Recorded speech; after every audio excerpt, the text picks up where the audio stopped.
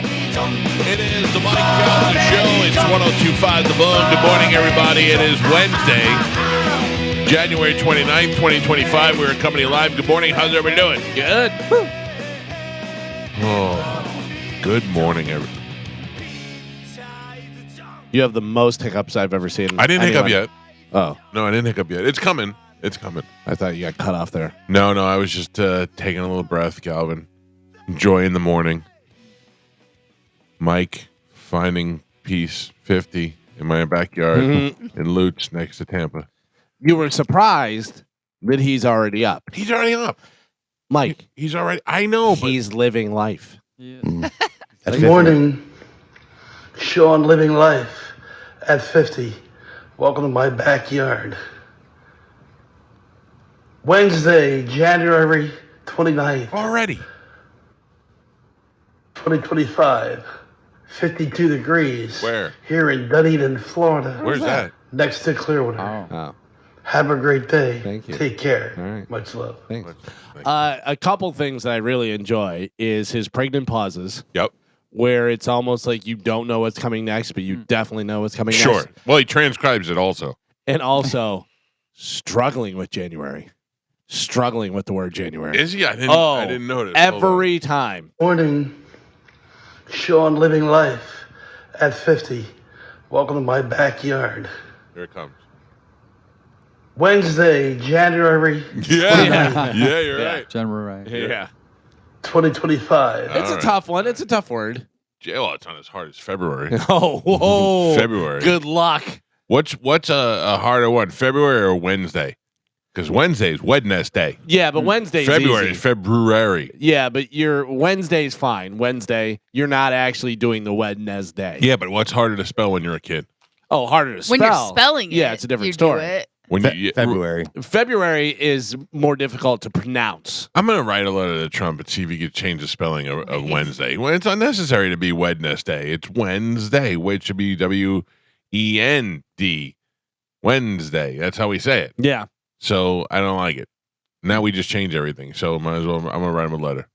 Maybe he'll change the hump day. I mean, let's not get crazy. Yeah. Change it to America Day. We can't have America Day every day. No, America Day is in the middle of the week. Wednesday becomes so- America Day. Monday, Tuesday, America Day, Thursday, Friday. Right? I mean, save it for a Friday, I think. You're working, though. Happy America Day today. Yeah, America's built on work. Yeah. You know, it's the middle of the week. Just got to get over the hump. The middle class is important to America. America Day. I'm looking at Google Maps. It still says Gulf of Mexico. Come on, Google. Not for long. They've said that they are going to change it. Yeah, they're working on it. Once it's the I mean, I know what you have to everything's do. signed. You just go into the code and change Mexico to America. It's not like it's that hard to do. Yeah, I don't think it's that hard. Yeah. It's just a matter of when. Yeah. Interesting. I love that you say it's not that hard. You go into the code. You do, Joe. You do it. You know how to do. I can do it. If you have an open source website, you can copy the code right there from the page, and then go in there wherever it says Mexico. You just delete the Mexico and you put in America, and then it changes it on the website. I've programmed websites before. Yeah, this guy had stars on his MySpace page, and all of a sudden he knows how to change everything on Google. MySpace is where we all learn to be programmed. Right. MySpace was one of the things where we all. Yeah, you're right. Exactly. I'm sure it's the same. I'm sure it's the same 40 years later. Google Smoogle. Yeah. Those guys know what they're doing. Well, so far they're falling behind. 'Cause C++. it still says Gulf of Mexico. Yeah. Well, listen. Scumbags. Well, they're not even American. Right. That's the thing. They're holding out. So, my wife and I had another fight about Elon Musk. Oh, really? Oh, no. Jeez. You guys got to stop talking. That's Well, wild. that was what she said. She told me she didn't want to have those conversations anymore because I'm quickly turning into. I said, I'm not. I said, just because I ask questions doesn't mean I always agree. A lot of times we'll talk about something. You'll talk about it in a smart, sensible way, and at the end of the conversation, I go, "Oh yeah, you know what? She's right. She's right."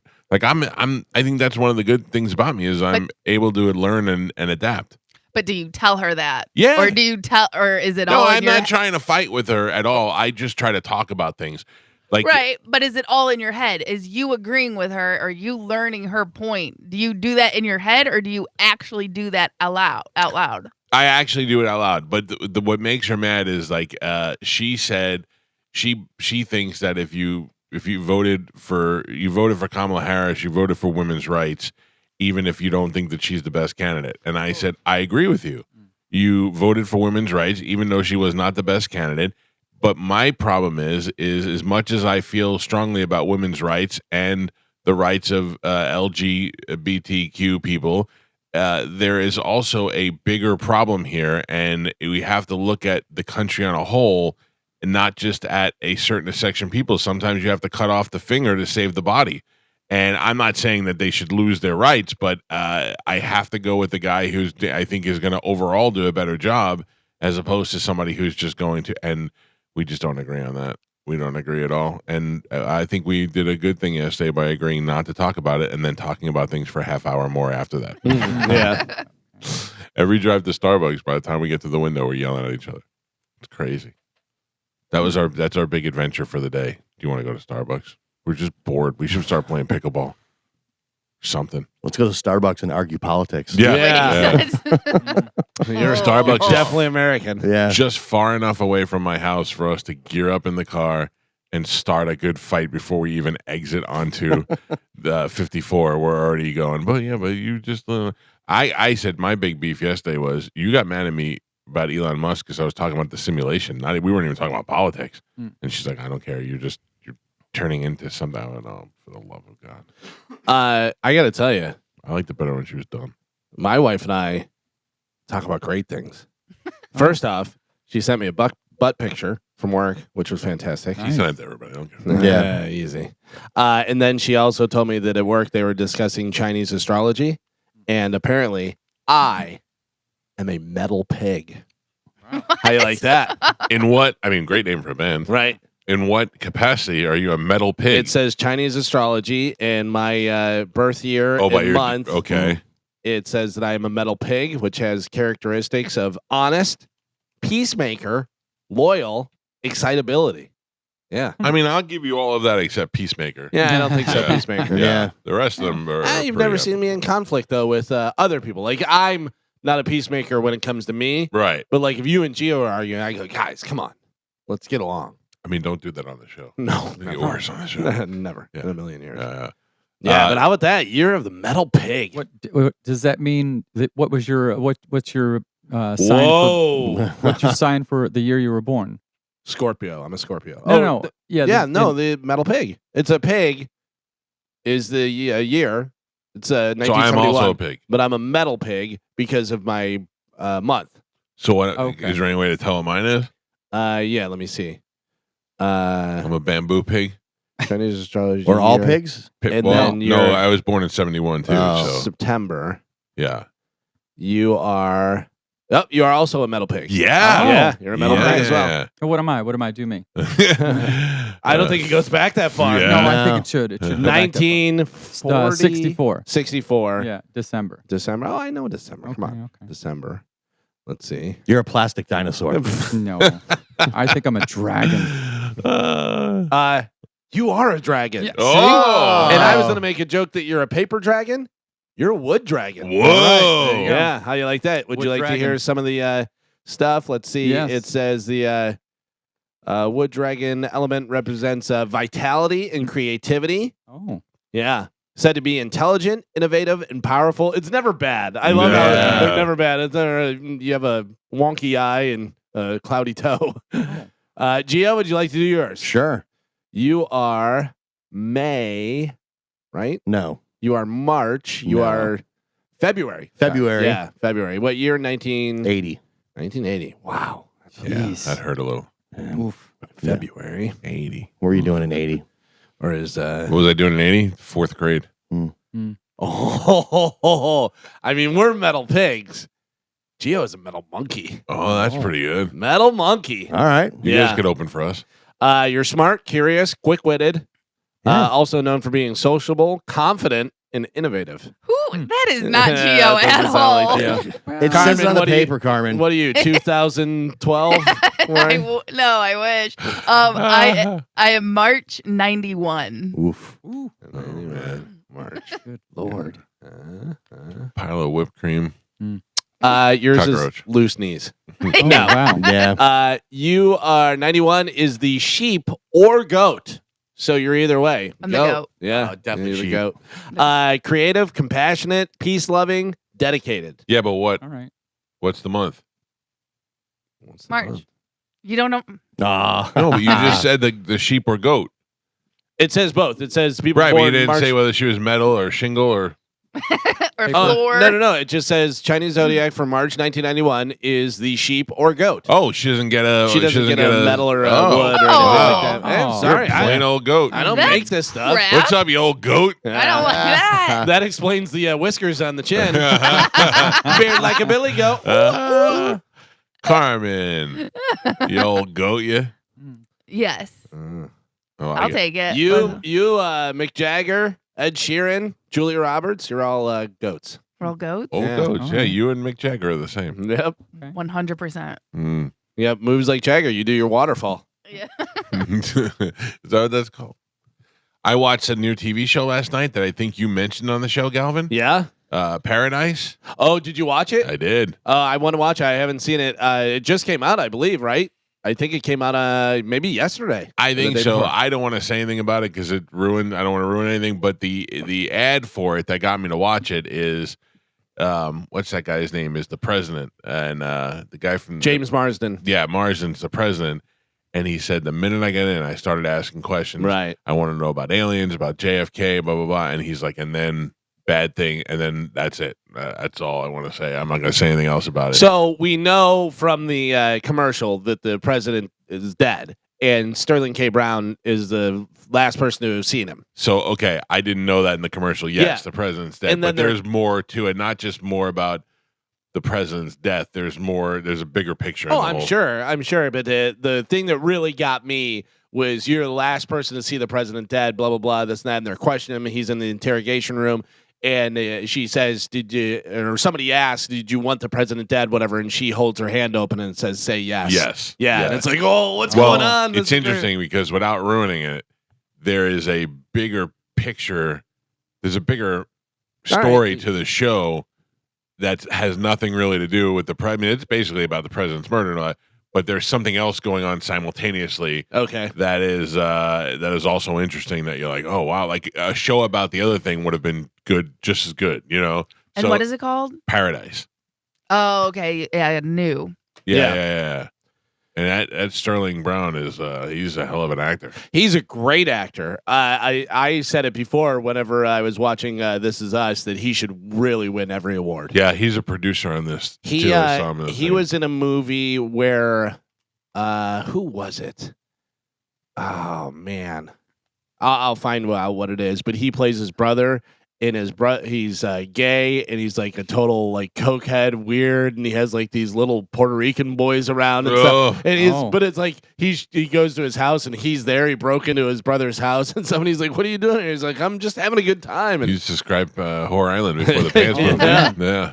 Now, has anyone ever seen Designated Survivor? no, No. that's with Kiefer Sutherland. yeah. No, I think I've seen part of it and I know the gist of it, but I never watched it. Okay. Well, because it keeps coming up in my Netflix, like for you to watch, and it seems really interesting, but it was only 3 seasons and it's over. So I'm like, is it worth watching? I mean, Or- 3 seasons seems to be enough to me. Yeah, 3 or if 4. they know I what guess they're that's the doing. new. Yeah. But basically, everyone dies and he becomes the president. Right. And I'm like, I don't know. It seems really interesting. Or it Then a seems- movie like that in the 70s, Carmen, Mhm. where there was a plane crash and everybody died, and the next guy in line to be the president was black. What? Yeah. What will we He do? was black. and They he had were to become the advanced. president. Yeah, they were like, we have to swear you in. What?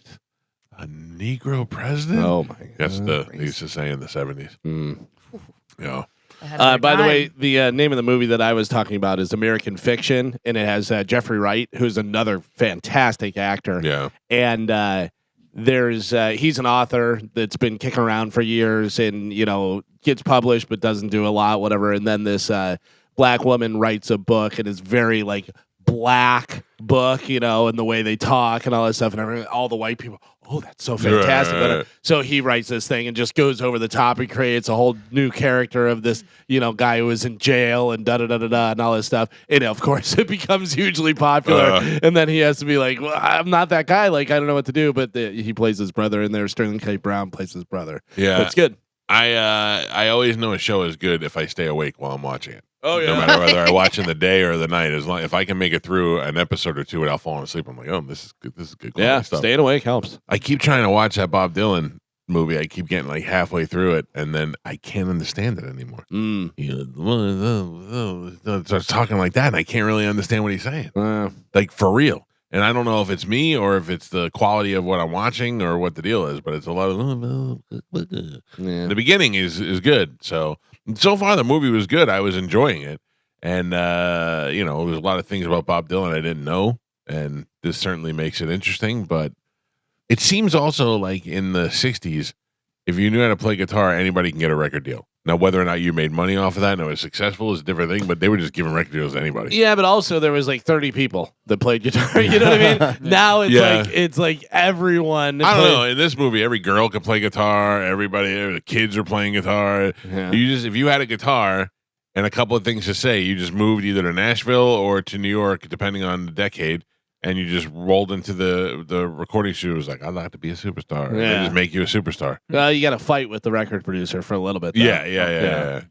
Until they, we've heard that before. We heard that. And then all of a sudden you pull out a song that you wrote when you were in the Air Force. And they're like, that's something. Now we got something. You're not derivative of anything else. Also, your band is like, we don't know what you're playing. Yeah, just follow me. You'll be fine. I love that. Yeah. There's a lot of Johnny Cash, references in this movie as well. Evidently, Johnny Cash, Bob Dylan loved Johnny Cash. Yeah. And Johnny Cash ended up being a fan of Bob Dylan, sent him a letter and said said his album changed his life, and this, that, and the other thing. But I think one of the funniest memes that's out there is you might have got messed up last night at the bar, but have you ever been Johnny Cash eating a birthday cake in the bushes, messed up? He's just in you look like high out of his mind, all crazy, eating a whole birthday cake, sitting in the bushes.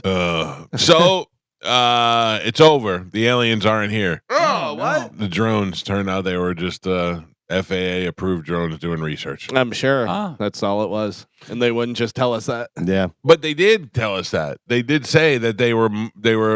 They sort of told us that. They're like, it may be we're looking for gas leak. Well, no, they said that it was they were all FAA drones or hobby drones that were out there.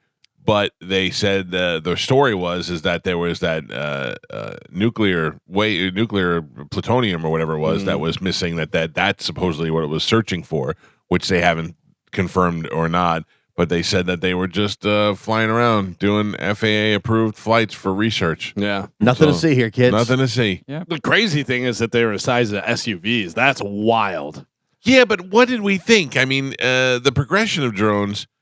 Hobby-wise got smaller, but for practical reasons, of course, they're going to get bigger. Yeah, but could you imagine seeing an SUV fly by and you can see it? You know what I mean? Like a plane is up it's in the not air. a plane. A plane is up in the air, and you know what the sizes are, and they're big and they're up there and stuff. Yeah. But have you ever seen in person a drone the size of an SUV? No. And if you saw one, you'd be like, "What?" Oh, Galvin, when I lived in Wesley Chapel, I was outside one time and I heard me. Yeah. And I looked up and there was one of those planes that you make yourself. Oh, you know? Astrolight? Or something light. Glide. Yeah. And the guy I could practically see the guy's face. Yeah. They fly very low, and he was in it. It was a one-man little, I don't even know, it was like a helicopter-ish type of thing, and it was like a lawnmower just took off and went above my house. Right. And I could see the guy, and he could see me, and he was just flying around, and I thought, well, that's odd. That's so if there was an unmanned vehicle about that size just hovering over my backyard, it would probably freak me out. Right. But I would just always assume it's the government. I always just assume. Would you? Or would you think maybe aliens? It depends on the structure. Aliens, I expect to be round with nice lights and something. I don't know. It could be clunky metal for all I know. But in my mind, the aliens are going to have no angles or things that we don't have. I do like whenever there's movies and they have like an alien spacecraft and it's not just your usual flying saucer type thing. Nothing was better than Signs. When Signs, you were like, they're going to have to show the alien. They have to show it because all these movies, they'll still lead up to it, and then when you see the alien, you're like, oh brother.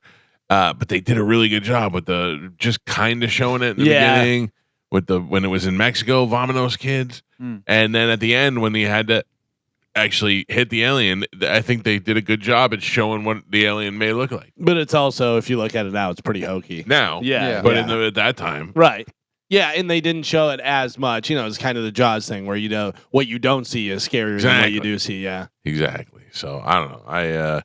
I enjoyed that movie. Signs was a good movie. Signs was really good. Mel Gibson was making a big, strong comeback, and then he just starts saying weird things again. He's definitely a damaged human being. Who looks more like they smell the most like cigarettes, Mel Gibson or John Mellencamp? Mellencamp to me. Yeah. Mellencamp smells like a Marlboro Red for sure. I saw a video the other day of Mel Gibson putting air in his tire.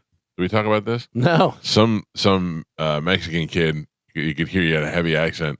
He's like, he might have been Indian, had a heavy accent. He's like, Mel Gibson's on his knees putting air in his tire, and the guy's like, oh my God, are you Mel Gibson? And Mel Gibson's like, yes. And he's like, what are you doing, man? And he goes, just putting air in my tire. And he's like, you're out here alone with no security? And he's like, just putting air in my tire, man. And he, like the guy, and he's got the phone right in his face. And Mel Gibson's like, I can't have another incident where I say bad things on video. So you he know just what had I want to call you. suck it up and take it. And the guy had the camera right in his face. And he was just like, oh, jeez. Although I do find that odd. I feel like Mel Gibson should have a Tom. Yeah, you would think, but also Mel Gibson seems like a guy that would put air in his own tire. You know what I mean? Like I can do that. I'm not. He's a guy. I'm not He's that amazing. far removed. No. But I'm not that far removed where I can't do stuff on my own. He's Mad Max. Yeah. Of course, he can work on his car. I don't know. I feel like I'd go, I need air in my tires. The next time Tom's here, I'd be like, Tom, can you run this to the thing and get air in the tire? Yeah, you do that now. Right, that's what I'm saying. Yeah. But if I was famous like Mel Gibson, I would do it just to avoid people. Yeah. You know? Some people like working on cars, and some people like doing things themselves. You It's- would your goal. You would love to not know the price of anything, to not ever have to do anything with your car, like not interact with normal humans. Yeah. Yeah. Oh yeah. Like my goal is to never leave the house. Mm. That's I don't understand how I became this person. I used to want to go out like the Ybor City on Fridays and do some stuff and hang out. Now I'm very comfortable here. Yeah. I go from one room to the other. It's like life changing. I know how you feel, Michael. Thank you, Joe. Yep. It's just a very safe place. Mhm. That's all I need. Yeah, and me, I think I switched like 3 years ago because I was always just home. I didn't want to do anything with her. Now I love to go out and do stuff. Yeah, you go to like a lot of I concerts. go to a lot of concerts. I go to a lot of Gambling. lightning Casino. game. I go to the casino a lot. I go, yeah. I was walking. I have definitely had in about the same time, Galvin. I've had the reverse change. I was walking down when I leave the bedroom in the morning. I walk out into a hallway to go down the stairs, and in that hallway, straight ahead is a bat holder that Dino made me, and it's got about 6 autographed baseball bats on it, and it's got a shelf on top, and on the shelf is every iteration they have of Buccaneers mini helmets, from the bright shiny orange one to the military one. I got them all up there. And I looked at them this morning, and then I got a whole wall of baseballs and then 2 stories of guitars. And I looked at it this morning and I went, I have an autographed Derek Brooks mini helmet. I think it's in my office at work. And when I got to get that, and then I started walking down the stairs, like, oh, who cares? And I just thought, oh, well, what do I do with that? Put it up on that shelf? Like I just don't care anymore.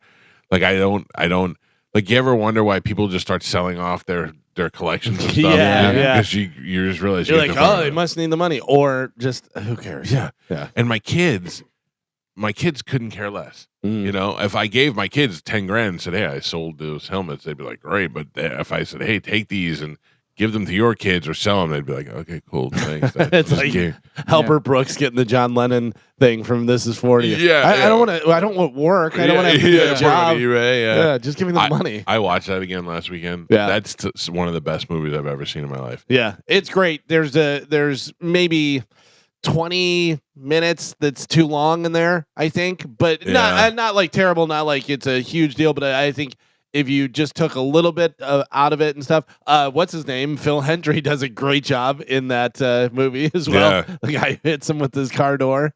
You know, I saw Jeff Richards, who's very funny comedian, has been on the show a bunch of times. He did one of those videos that he does with Phil Hendry, and I remember Phil Hendry called me an asshole one time. Yeah. For what reason? Oh.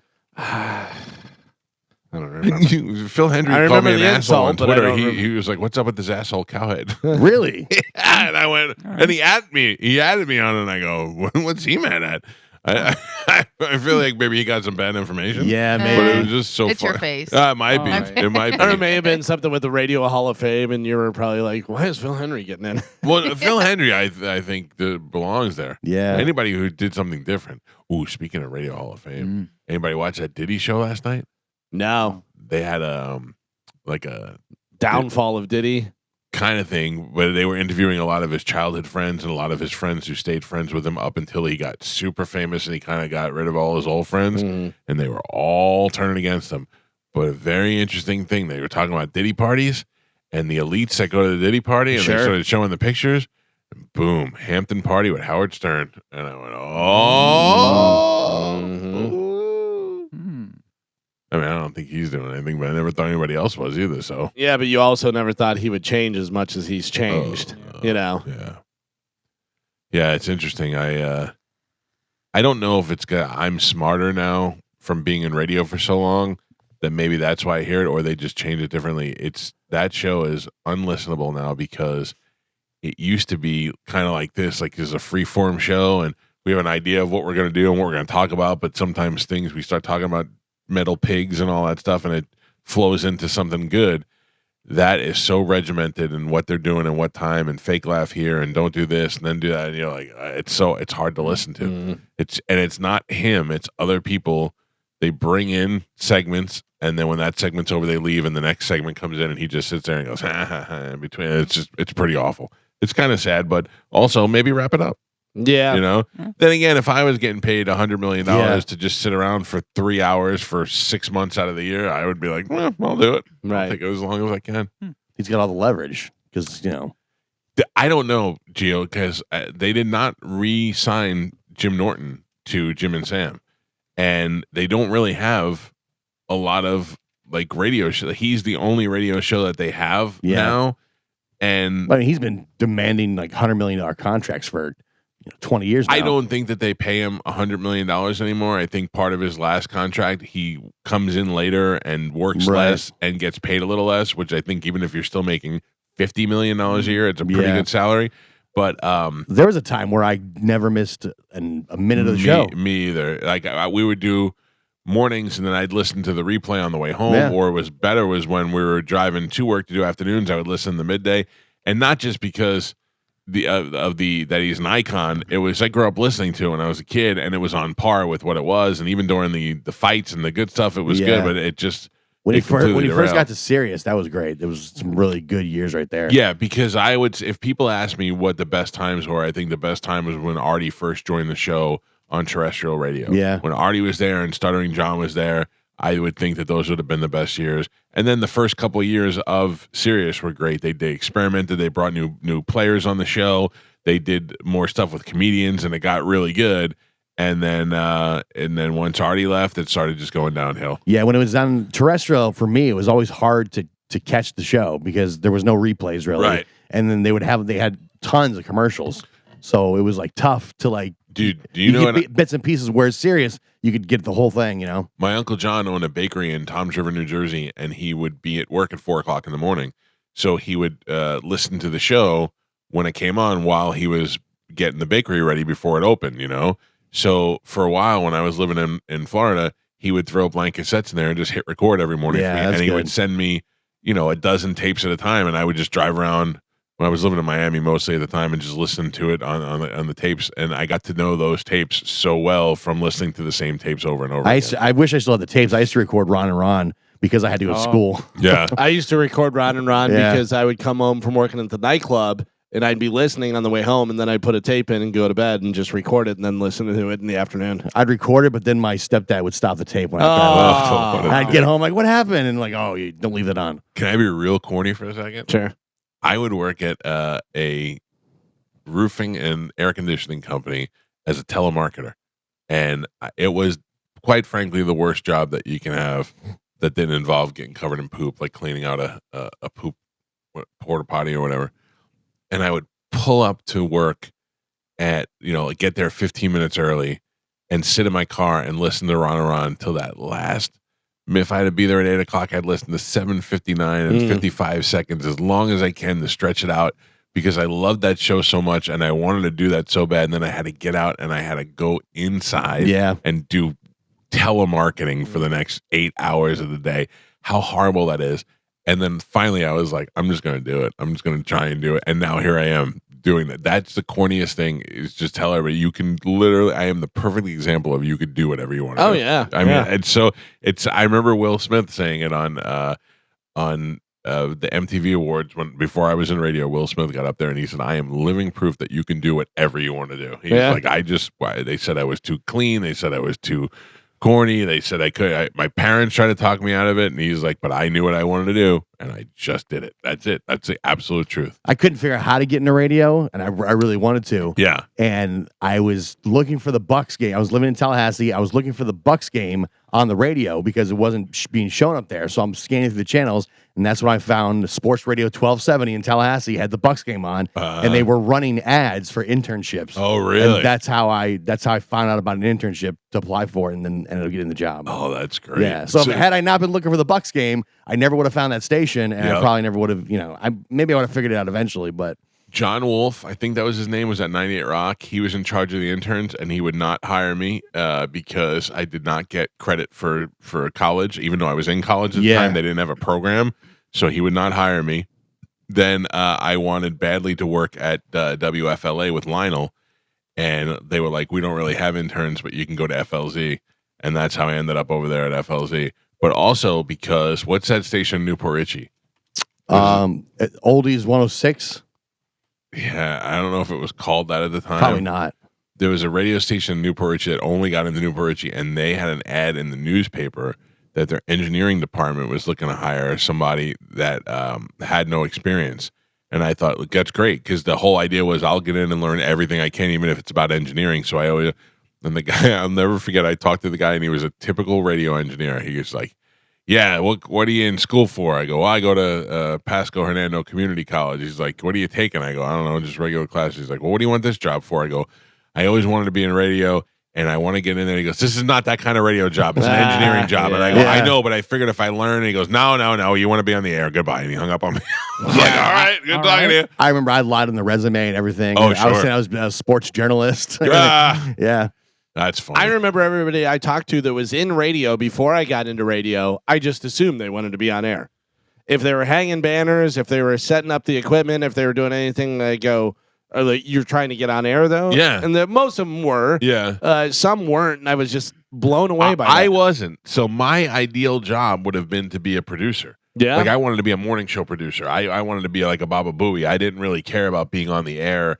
Like I didn't want to be a host. You know what I mean? Like I wanted to be somebody who was the guy who made the phone calls and got all the guests and all that. I really liked to do all that stuff.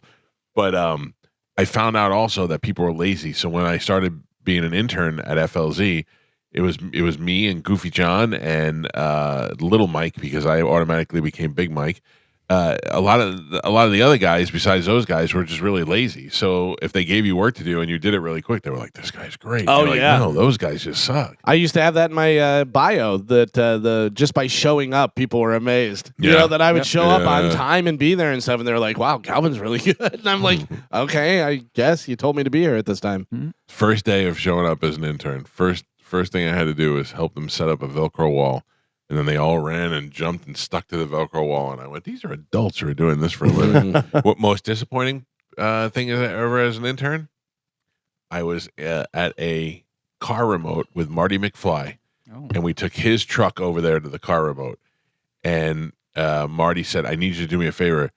Take my truck, run back to the radio station and get whatever for me. I was like, okay. And on the way there was a piece of paper it was right in the console. Like I didn't dig through his car or anything. And it was his pay stub. Oh, no. And I went, I gotta see. And it broke down by what he took home weekly. Then I had to get a calculator and figure out what that was for the whole year. And I was like, 45 grand. You got to be kidding me. Like, I looked at it and I went, that's like, I thought these guys were all millionaires. You know what I mean? The reality of the money in radio was a slap in the face at that point. But also, 45 grand was like $1 million to me anyway. So, Right, yeah. if I would have taken 45 grand in a heartbeat.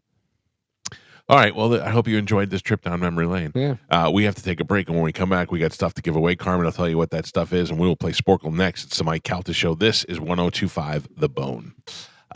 We do have some stuff to give away to you right now, though. Carmen, what is that stuff? We do. So we have tickets for Monster Jam, Uh-huh. the Florida State Fair, Yes. Supercross, Yeah. Alice Cooper, Okay. Lil Wayne, Uh-huh. Sting and They're Shaggy. together. Ooh. Alice Cooper and Lil Wayne. Nope. Sting and Shaggy. at They're Reggae really Rise together. Up. They're together, Yes. though. That's real. Yes, they are together. And then 9 Inch Nails. All right. Let's do it right now. We're a little bit of sport. Okay. Whoa. A little premature. A Whoa. little premature. Listen, these mouses are sensitive. Pronounced meese. Carmen is a keeper of Sporcle. Pap is your judge and scorekeeper. Carmen, what are we playing today? Okay, today we're going to be playing top charting female singers. Can you name the solo female artist who placed at the highest position on the Billboard's Hot 100 Okay. year-end chart? So I'm going to give you the year. I'm going to give you the song. You're going to give me the artist. Got Also, Gio, Ugh. Mike's going for 3 in a row. Oh, Activated. That is true. Yeah. It is true. all right. All right. Here What are we go. doing? We're giving you the female artist that sang this stupid Correct. song? Yes, solo female artist. All right. All right, 2023, Flowers. Katy Perry. Miley Cyrus. Miley Cyrus, Mike Calta. 2022, Easy on Me. Rihanna. Sabrina Carpenter. 2022, Easy on Me. I don't know. Adele. Oh, Skinny Adele. Yeah. So good. It's not Fat my- Adele. yeah. Ba, ba, ba, ba. Fat Adele. Ba, ba, da. Fat Adele. Ba, ba, da, da, da, da, da, da, da, da. 2021, Levitating. Dua Lipa. Mike Calta. I don't know any of these. 2020, Don't Start Now. Taylor 20. Swift. 2020, Don't Start Now. Megan Trainor. I don't know. Back to back, Dua Lipa. Oh. 2019, Without Me. Katy Perry.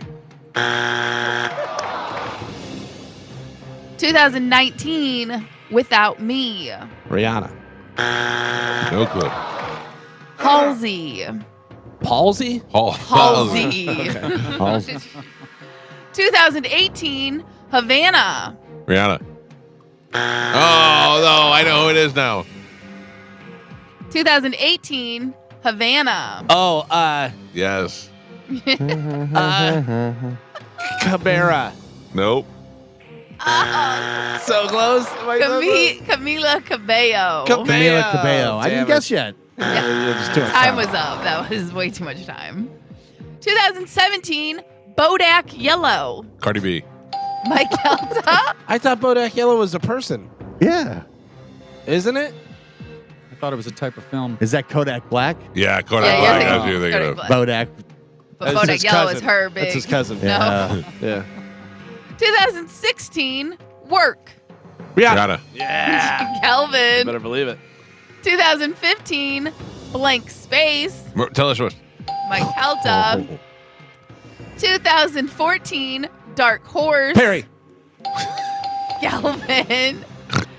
2013, Just Give Me a Reason. Rebecca Black. Sabrina Adele. Carpenter. Oh, I was looking for Pink. Sabrina Oh, Carpenter. no. Sabrina Carpenter was 8 years Yeah. old. 2012, Call Me Maybe. Carly Jepsen. Carly Rae Ray Jepsen. Jepsen. Carly Rae Jepsen. Come on. We're not going by middle name. What's on the paper is Carly Rae Jepsen. Jeopardy rules. Last name. It's okay, Carmen. We change as we go. Okay, Gio. Just want to make sure. And Pep, we're halfway there. Gio not on the board. He has a total of 0 points. Galvin with 2 points, and Michael is your leader right now. He's winning with 5. All right, we are doing top charting female solo artists. Your next one, 2011, Rolling in the Deep. Adele. Mike. 2010, TikTok. Kesha. Galvin. 2009, Poker Face. Lady Gaga. Galvin. 2008, Bleeding Love.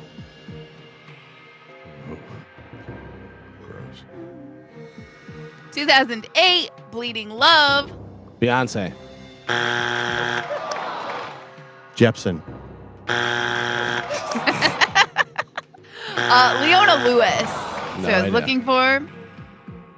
2007, Irreplaceable. Beyonce. Mike Calta. 2006, Promiscuous. Taylor Swift. Missy Elliott. 2006, Promiscuous. Gwen Stefani. Nelly Furtado. 2005, We Belong Together. Sierra. 2005, We Belong Together. Mariah Carey. Yes. Oh. Gio. 2004, If I Ain't Got You. Celine Dion. 2004, If I Ain't Got You. Ain't got you. Alicia Keys. 2003, Crazy in Love. Beyonce. Mike Calta and Pap. We are on the last 3. Gio on the board with a single solitary point. Galvin with 4, and Michael is your leader. He's winning with 8. Oh, Nelly. All right, top charting female solo artist. Last 3. Here we go. 2002, Foolish. 2002, Foolish. Jewel. Pink. I don't know. Ashanti. 2001, Fallen. Alicia Keys. Alicia Keys. Galvin. And your last one, 2000, Breathe. Breathe. Christina Aguilera. Is the one I hate. I hate her. Faith Hill. Oh no! What's the other one that I hate? The other country bitch. Shania Twain. Shania Twain. Yeah, but it's Faith Hill. Yeah, I got it. Okay.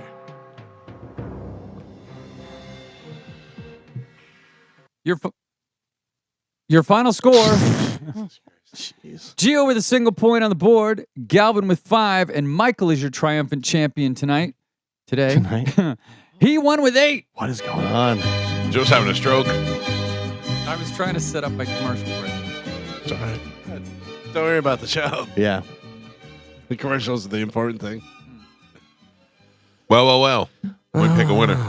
Oh, Good morning. Who's this? Good morning, this is Matt. How you doing, Matt? Good. How y'all doing today? What do you do for a living? What are you on your way to do today? Cut down some trees. Cut down trees.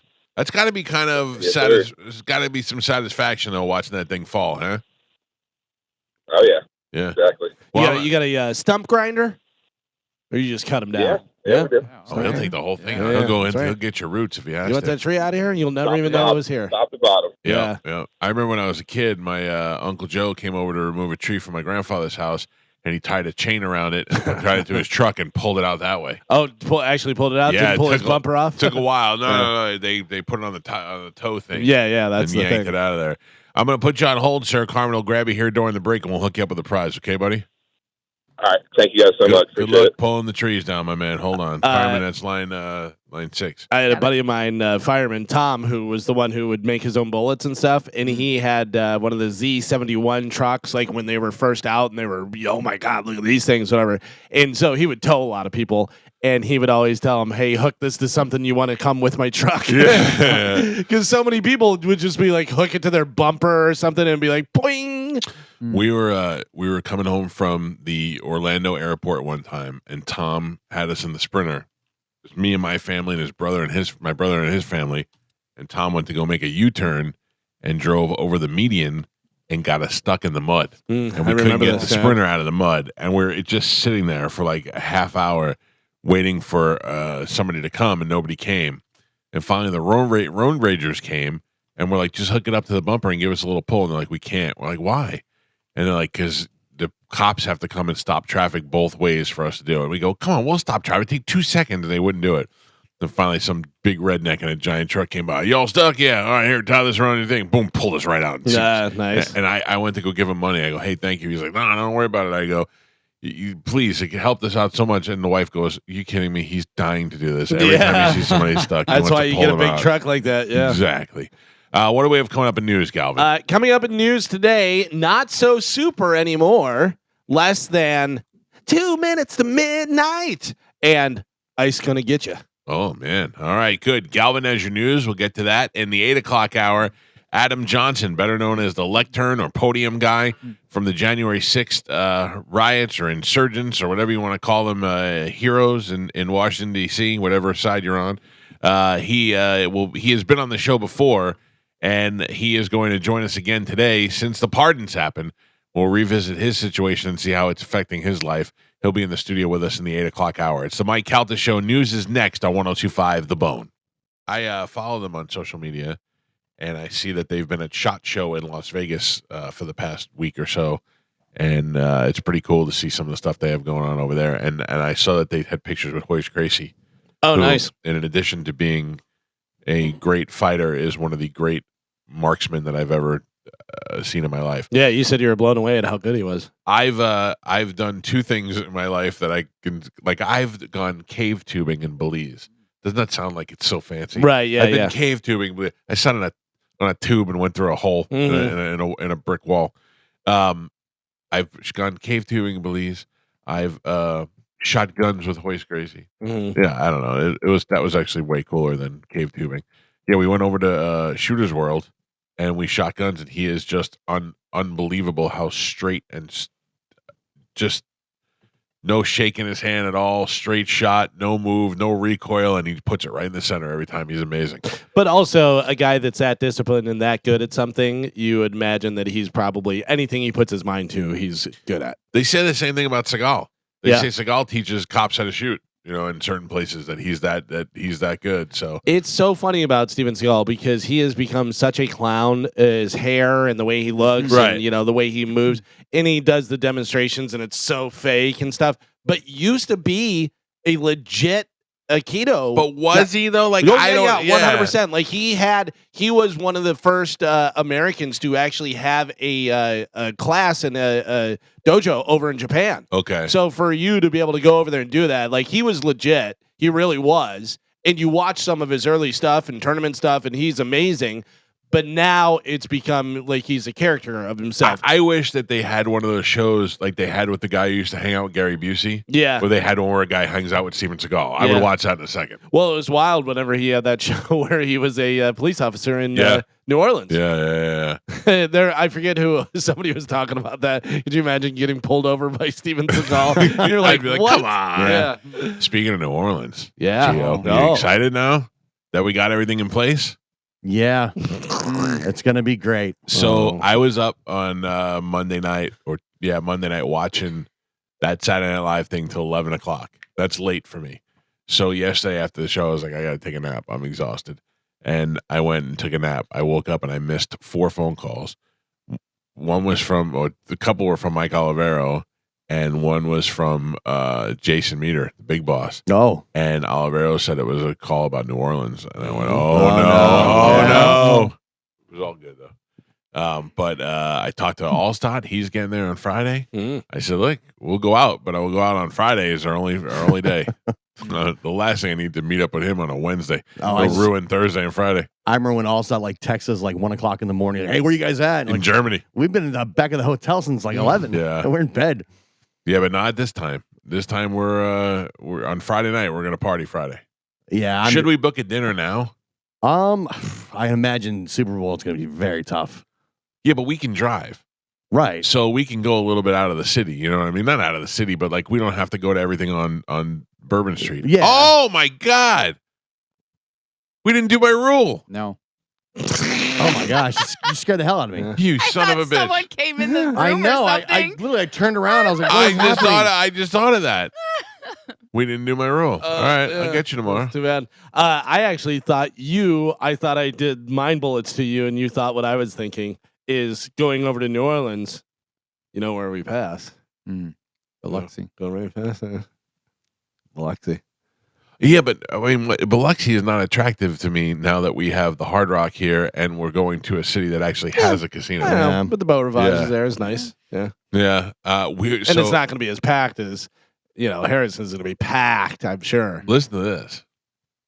Gio and I were talking about it. Yeah, We are no longer leaving Tuesday at 6 o'clock in the morning. we're leaving Tuesday at 4 o'clock in the morning. We're leaving Monday at like midnight. We have to get there by a certain time. I was wondering, that Yeah. would make more sense. Yeah. The more information comes in, the more my anxiety and stress level has risen. Well, because the timing to get our passes. Right. Yeah. So Yeah. if we leave Specific. here, it takes what, 10 hours? I mean, 10 hours if you do not stop at all and traffic is So let's say perfect the whole 12 way. hours. Yeah. So if we leave here at midnight, we get there at noon. Yes, I think theoretically. So then let's just do that. Yesterday, Olivero was talking to me, and he thinks we should leave a day even sooner and leave on Monday because leave Tuesday because we're not going to be live that day. We were leaving Tuesday. Yeah. Yeah. That was the whole plan. So then I tried to see about extending the cost of the Airbnb, which is going to be a lot of money to extend Right. for an extra day. Everybody wants us to stay, but nobody wants to pay for it. Right. Right. So we're just doing what we're doing. Yeah. But wouldn't it make sense if we just leave Monday?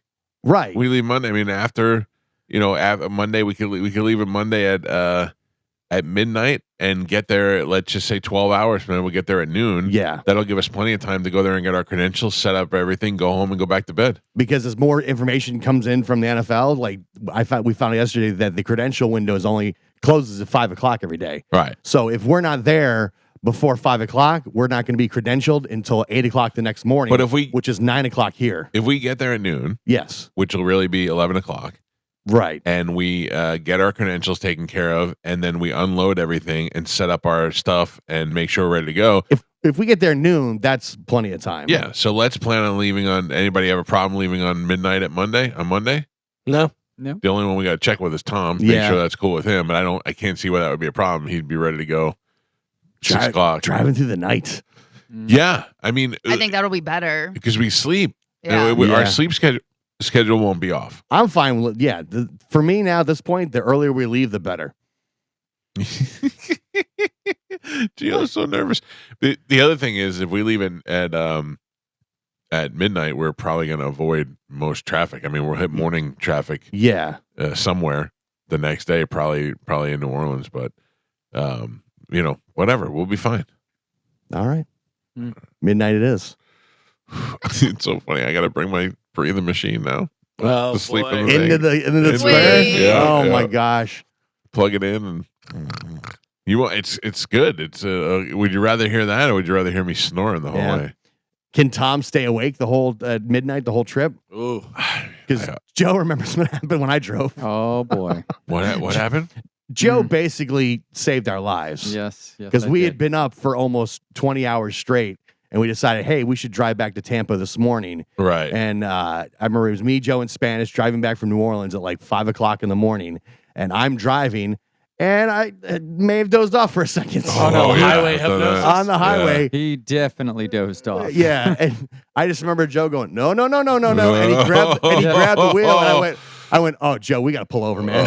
Oh. And we were about to go into like some tractor trailer that was carrying a bunch of broken, rusted Yeah. metal. We would have been instantly destroyed. Thank God Joe was not like sleeping and was like, awake enough. Yeah. But that's Carmen. why you're the, running shotgun. Yep, I That's the whole co-piloted point. the yeah. whole way. But Joe grabbed the wheel. He's like, no. No, no, What? Nope.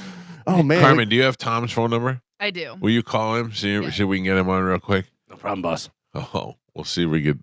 We'll see if we just to make sure because I need to hear him say it. I need to hear him say, "I can stay awake, boss." I didn't find out until yesterday because they sent all the information that the credentials close at 5 every day.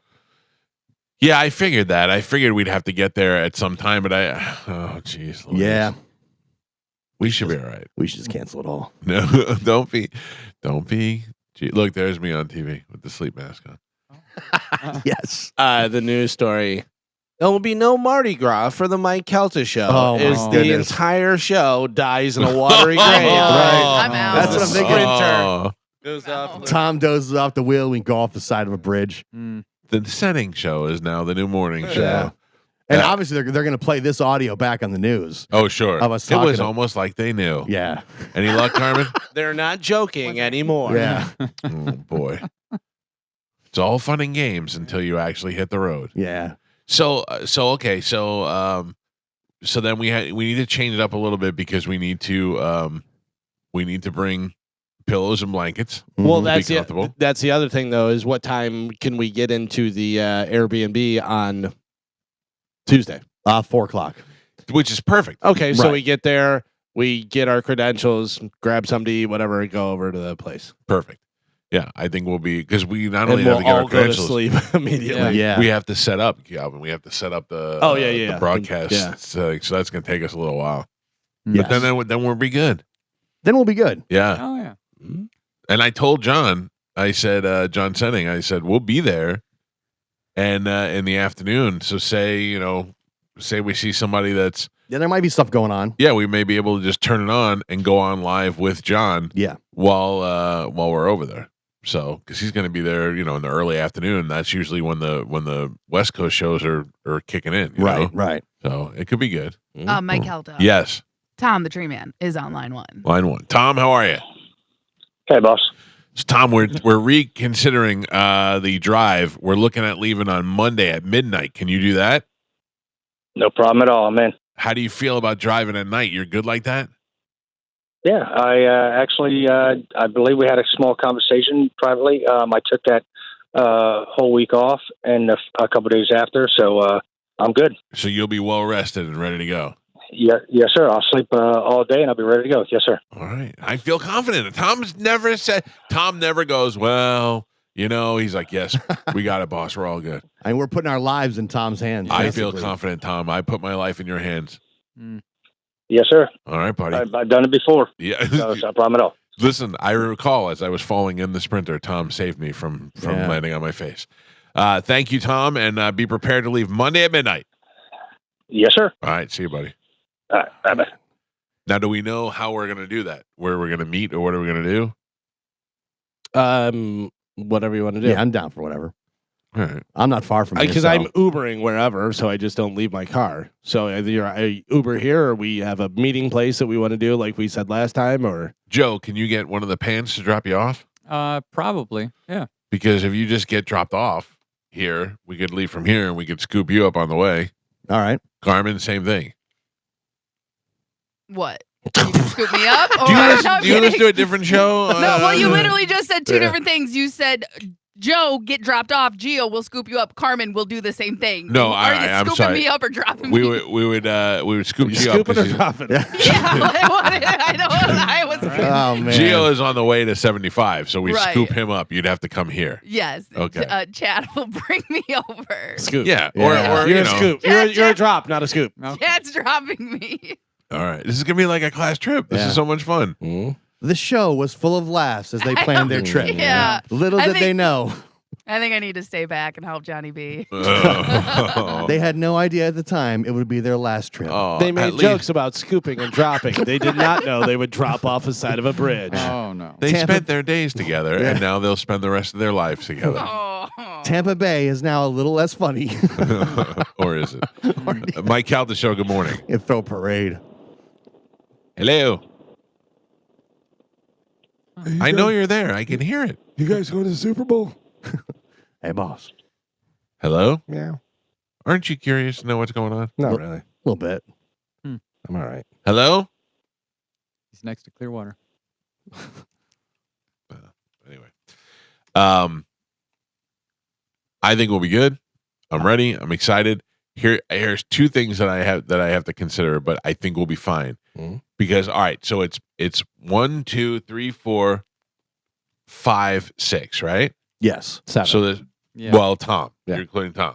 Yeah. Tom's in the front he's, driving. he's a human person. Right, but I'm saying I'm trying to figure out the seating for the back. Oh, okay. So 2 people on the bench and then 4 in the captain's chairs. So we'll be fine there. We got plenty of room there. Carmen and Joe on the bench. Yeah, I'm a captain chair. Yeah. I got to be honest with you. The bench is probably the most comfortable. Yeah, it, So- it actually turns into a bed, right? It does. I'm, Easy, yeah. Joe. She's got a Yeah. That's all right. Relax, guy. Me and Joe on the bench. I mean, like this. We Yeah, don't yeah, need rum chata all over the inside. Don't worry, Carmen. I have my seat where I normally sit, so I know where I'm going to be. Plus, I need to be near the outlet so I can plug my breathing machine in. Wow. Then both. I just imagine Joe stepping on the hose or something. Yeah. Oh, man. From the back? Mike starts gasping knows for what you're air. Don't worry, Joe. I'll Yeah. be fine. All right. I'm going to drape it up over the window thing. We'll be fine. Mm. So okay. So then you two can go in the back. The 4 of us will be in the seats. Then I'm trying to just think of how much equipment do we have to take? Okay, but what about Olivero? He's in the back. He's one of the 4. We already got Come covered. on, man. All right. You and Carmen in the back. The 4 of us in the seats. Okay. Occasionally, I'm going to styles it out and get up on the roof. So Yeah. All right, Yeah. that's- Surf yeah. your way there. surf. And don't we have a seat up by Tom? Or Yeah, no? but that's where I thought we'd put most of the equipment. Yeah. Gotcha. Like I don't know how much. That's why I was seeing how much equipment we have to take. I think there's a lot. Yeah, Well, plus yeah. our bags. And Yeah. our luggage. Right. But I have a Luggage. storage in the back, Carmen. Like you Yeah. open the back doors, we could put the luggage back there. Yeah, like yeah, whenever yeah. my family goes on vacation, we all put our luggage in the back. Mhm. I feel like most of the stuff we're bringing, like equipment wise, is small and contained. Yeah. Yeah, I think so. Okay. Good. And don't overpack, Carmen. I'm not. We're only going to be there for I have your What? lady. Yeah, one I'm good about this. One I am carry-on, not like a that's all you normal get. lady. Yeah. Yeah. Does this place have a washer and dryer? Yes. It does. Oh, Yes. So that's great. That works out perfect. Yeah, because since we're only going to be broadcasting there for 3 days, I was going to bring like 2 pair of pants to like rotate and then different Right. tops. That's and especially if they have a washer and dryer there. Right. Okay. So that's easy. 2 pairs of jeans. Where are my dogs going? They're up front with Tom. If Calvin's bringing his dog, I want to bring my dog. I'm bringing my dog. Yeah. Oh, brother. He's quiet at night. Yeah. He'll bark during the day, though. I'm bringing Joe. Yep. Yeah. All right, ladies and gentlemen, it is time to check in with Galvin. He has today's news. And now, news with Galvin on the Mike Calta Show. I said to myself, pick the line of the winner and then make them do the rule thing. And I picked the winner, and we started talking about grinding stumps, and I totally forgot about the rule. You. Son of a bitch. Me. Yeah. I said we started talking about grinding stumps, and I forgot about the rule. By the way, I threw the grinding stumps in there to throw them off. Oh, good. sure you did, Ah. Karnak. I knew what you were doing. You don't get a rule now, though. Oh, yeah, I do. No, we made that rule. Yeah. If you don't do the rule Rule. right whenever you do it, you don't get a rule. No rule. Where is that? Where is that rule? We said that rule because Yeah. you forgot before, and we said from now on that's the rule. Is if you don't make if No. you don't do the rule the first day, it's No, done. the rule was if you forget your rule, then that was it. But if you never have a rule No. and you don't make the rule, you don't just get to make the Carmen, rule. I'm going to need a ruling on this. I do not remember that conversation, Thank you. guys. I don't remember that being a They rule tried added. to invent a Jedi mind trick. You I need to do win remember 3 if- more to get another chance to make No. the rule. No, Yeah, not true. but I do Yeah. remember if he doesn't remember his rule, Right. the rule Right. is voided. Right. So he has to remember his rule. Right. Right. There's no rule. But he has- he forgot to even make a rule. right. So Right. there's no rule. No rule. But he'll if once he wins, he can still make a rule. We've done that many times before. Thank you, Carmen, the voice of reason. I don't believe that. I think we made that rule. You think that guy's got a stump grinder? What? What time are we leaving for New Orleans? What do we have in news today, Galvin? President Donald Trump has offered buyout packages to almost all federal employees, a major move designed to shrink and reform the U.S. government. In an email sent out on Tuesday, his administration told workers they have to decide by February 6th whether they wanted to be part of a deferred resignation program. If they agree by then to quit in September, the message said they would receive about 8 months of salary as a severance package. The Trump administration expects up to 10% of employees to accept the offer, which equates to about 200,000 of the more than 2 million people who work for the federal government. And they all just got to work from home? They all just got to go and they don't have to go back and everything. So now they're getting offered this package. You Right, go back or yeah. take and go. Yeah. Okay. You want to work? You want to quit? We'll give you 8 months. You Yeah. find something else. You I mean, know. I think that's a legitimate buyout, Yeah. a legitimate offer, Sure. whether you take it or not. Would you take it? No. Depends on how old you were and Like what if you were they doing. if they gave me that offer now Yeah. to go back to Cox every day, I'd opt out. Would you take 8 months salary and Yep. Walk away. yeah, Yep. walk away? I'd take 8 months salary and then I'd go pop up somewhere else. All right. Good luck. We'll see what happens. The doomsday clock was set at 89 seconds to midnight, putting it the closest the world has ever been to what scientists deem as global catastrophe. From what? Well, it's theoretic. Right. Yeah. So So like what? Natural disaster or Right, exactly. Or are they saying environment, it could be all kind Anything. of different things. Yeah. so one of the People things have nuclear warheads, all that stuff. So one of the things about this show, Paradise, is at one point they bring the Secret Service agent into the Oval Office. I feel like you're going to spoil it for us. No, Yeah. it's in the preview, and they were like, we have to give you the highest clearance level possible so that we can tell you about what's happening. And he's like, okay, and they're like, we're facing an extinction level event, and it's gonna happen. And I thought, oh my god, can you just imagine how freaky that would be to hear those words that it's gonna happen? But yet, every generation has been told it's gonna happen. Right. Like right. when we were kids, our it was a nuclear war when we were kids. It was the bomb before that. People were building bomb shelters in their backyard. Like every generation, it's something else. Then they moved it to climate change and all these things that are going to cause the major catastrophe. But nothing ever happens. Then there fix was it. also killer bees from Africa. Killer yeah. bees. There was running out of energy. Remember that? Yeah. We used to have a whole PSA program about turning off lights when you leave a room because we're going to run out of energy. remember Y2K? Everything was going to shut yeah. down. Oh, We yeah. were screwed. So many disasters. So interesting. The doomsday clock was created by Oppenheimer and Einstein. Right. And they say that whenever it was set up, the clock was originally set in 1947. It was 7 minutes to midnight. But now we're 89 seconds. It has been set backwards 8 times and forward 18 times. The furthest back from midnight was 17 minutes in 1991. Right. 1991, were everything was good. going good. All Yeah. right, The nearest is 89 seconds, which was set in January 2025. Yeah.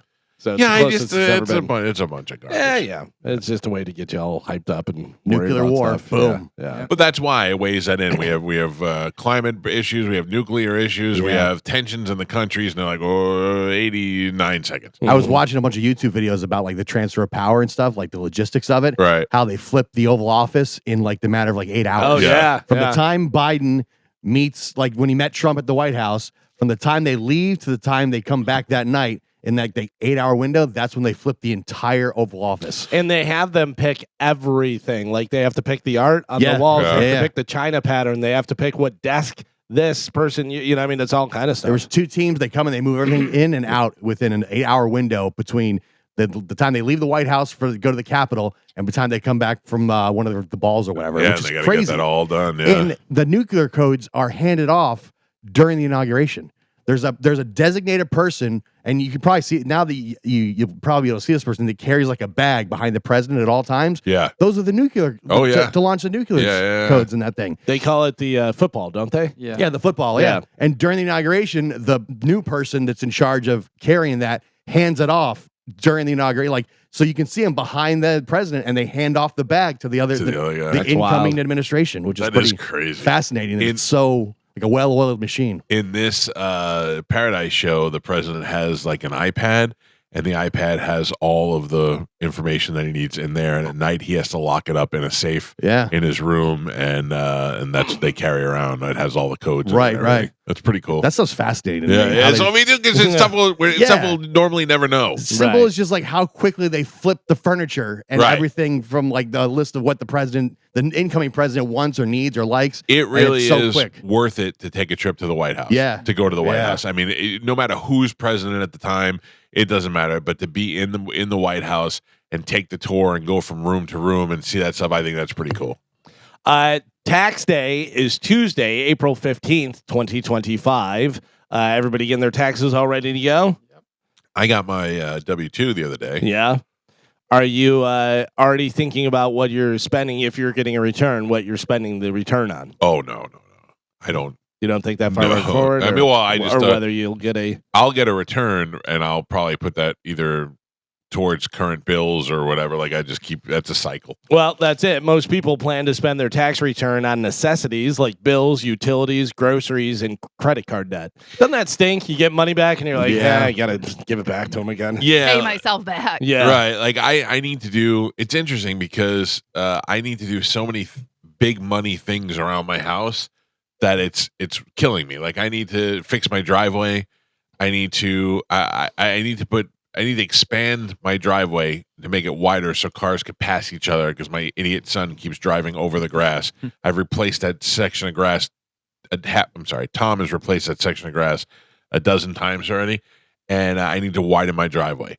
By the way, I noticed on the way in this morning there is a new newspaper out there that will be nice and dissolved soon. Oh, all right. There is a newspaper. There is a newspaper in his driveway that has been there for 6 months. Probably. No, it comes every Sunday. That's not a new one that's Of course dissolving. it is. That's not a new one. Yeah, that's there's one dissolving. out there, There's like- one that's been yeah. there in the same spot. that Oh, is- really? Yeah, it's like a big pulp paper Yeah. mache thing that's sitting out there. Yeah. Oh, I didn't even notice. Come on, Joe. That's, All right. that's on your path, your Yeah, journey. it's part of that's your the thing. purview. I never walk down the driveway, so Oh. I never see anything. I just drive in and out. And I don't notice nothing because I'm too busy cursing at Joey and looking at the mud as I pass by. No. That is, so the problem is I have a subscription to the Tampa Bay Times, and yet one of the things they delivered on Sunday, I can't get them to stop delivering it. They called me last week and they were like, "Would you like to renew your subscription?" I go, "Yes, I would." And I renewed my subscription, and I said, "Now, can you do me a favor? Stop bringing it to my house on Sunday." And they said, "No, you have to call the delivery department for that." And I went, I'm not going to do that. Well, you could take your tax return if you have like stuff that you have to pay off or do whatever. Take it over to the casino and put it all on black. Wait, can't do that's that. not a good idea. Carmen, You cannot do that. if you win, then you have the money to pay for the other stuff, and you have money to keep for yourself. That is terrible advice. Here, it's so funny. Not if you win, because it's not. I go there to the casino with a certain amount of money that I am willing to lose. Mhm. That's not very fun. Going there and saying I'm going to bring $1,000 with me is not really that fun because you can lose $1,000 in 5 minutes. Oh, easy. Yeah. Right. So it's not.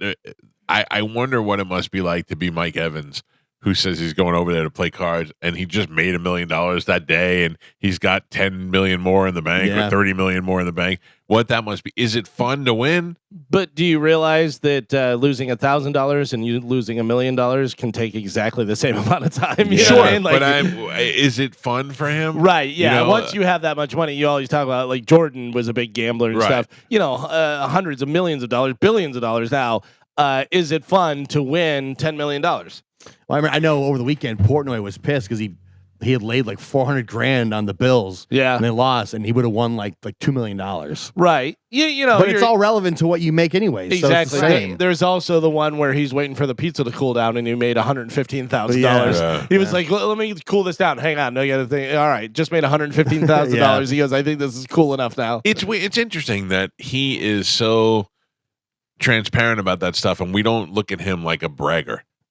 You know what I'm saying? I Like mean, he doesn't. You do a little bit, but he's likable. But he's likable the way Yeah. he does it. He's like, I just won 250,000. What do you want from me? I don't know what to do. I'm a gambler. That's how it goes. I'm a degenerate. I lost 50,000. You know, like. And that's the thing. He shows the good and the bad. Yeah. It's not just always him. Oh, I just won $2 million. He says all the time, I have unlimited money.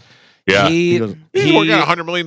Yeah. He did a man on the street thing where he went on, I think it was Occupy Wall Street or one of the things, and the guy's yelling at stuff, and he goes, "Do you think if you had more money, you wouldn't be as angry as you are?" Whatever. And the guy's like, "Yeah." And he goes, "Have you ever been to Nantucket?" He goes, "I have a house out there. It's good." He goes, "I think if you've been to Nantucket, you wouldn't be out here yelling in the street."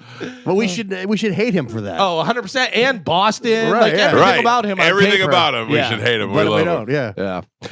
CVS. Oh, CVS figured it out, guys. CVS, the drugstore? Yeah, the drugstore. You know, everybody, they have to lock everything away because everybody's stealing all the different stuff. Including dildos. They figured it out. Okay. CVS is testing a new system where customers will be able to open locked shelves on their own by using the store's app because criminals can't use apps. Oh, yeah. That Oh, sounds wait a pretty second. dope. Yeah. But why have him locked then? Just Well, leave it open. But also, it doesn't make any Because sense. if at all. you're using the app, it's tied to your name. So now Is you it, unlock though? it. Well, I'm just saying, you unlock it. That's what I bet that they're hoping. Right, that's what they're hoping Yeah. for. But you can't tell me that every 12-year-old can't use a fake thing, and Right. the same 10-year-olds that can do video can do the open thing. I have to be honest. CVS, I see more and more of them dropping like flies, especially because once they took the tobacco out, I don't see as many CVSs anymore as I do Walgreens. Really? Remember it always used to be like Walgreens on one side, CVS on the other, just Yeah, like McDonald's yeah. and Burger King. Well, now a lot of the CVS stores are closing down and the Walgreens are still open.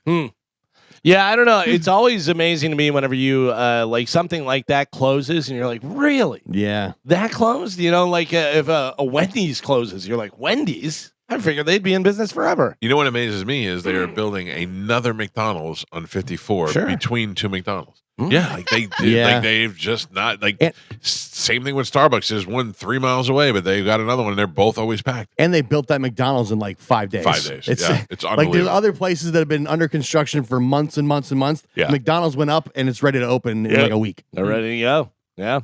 65-year-old guy in Pittsburgh was injured on Monday when a toilet at the city hall exploded. Oh. It was not terrorism, though. It was just bad plumbing. A spokesperson said the fixture on the toilet failed and caused the porcelain tank and back to shatter. The guy was treated for a gash on his leg Oof. because he was sitting on the toilet, but he's going to be okay. All right. Is there any more vulnerable state than being going to the bathroom and having something happen? You know what I mean? No. Like you're like, what do I do? That's why I always look over my shoulder like a dog. Over your shoulder. Oh, like if you're at the urinal. Yeah. I am I'm comfortable going in public. I didn't used to be when I was younger, but now I don't care. I'll go in public. But yeah, I'm always worried about somebody opening the door or doing something like that, which is weird because I'm like, what are they going to say? My knees, you know? Yeah. What? To this day, one of the funniest things, and I think I've told this story before, we were kids and we were on a road trip somewhere or whatever, and my brother Tim, who we would always call a tease monkey, he teased us all the time doing stuff. I had to go to the bathroom, and I had to go, number 2, I had to go in the stall. Right. Can't go to the bathroom in peace when you have brothers. No. And so Tim comes into the bathroom and he's turning the water on and doing stuff and banging the trash can and everything. And then he jumps up over and he's like, and I go, God, get out of here, this, that. He leaves and another guy comes in and I think it's still Tim in there. And so then the guy does this or something coughs whatever, and I go, oh yeah, I'm an idiot. My brother's a moron. Doing that, whatever, and I walk out and the guy just thinks I'm declaring my brother's a moron and I'm an idiot and this, that, whatever. And I was just like, yeah, I have a brother. He's mean. Me and Manson used to do a bit. I don't even know if I could say anymore about 2 Chinese crime fighters. Mm-hmm. And Manson used to do this great voice where he'd be like, "Oh, what's wrong?" You know, he'd talk like that. And one time I was in the bathroom and Manson was in the stall next to me, and he didn't know it was me that came in. So I was like, "What can I do to him?" And then I looked up, and they had those tissue paper, the toilet seat covers. Mm-hmm. And I thought, I'm going to take a bunch of that out, ball it up, and just start throwing it over at him, because he doesn't know I'm in there.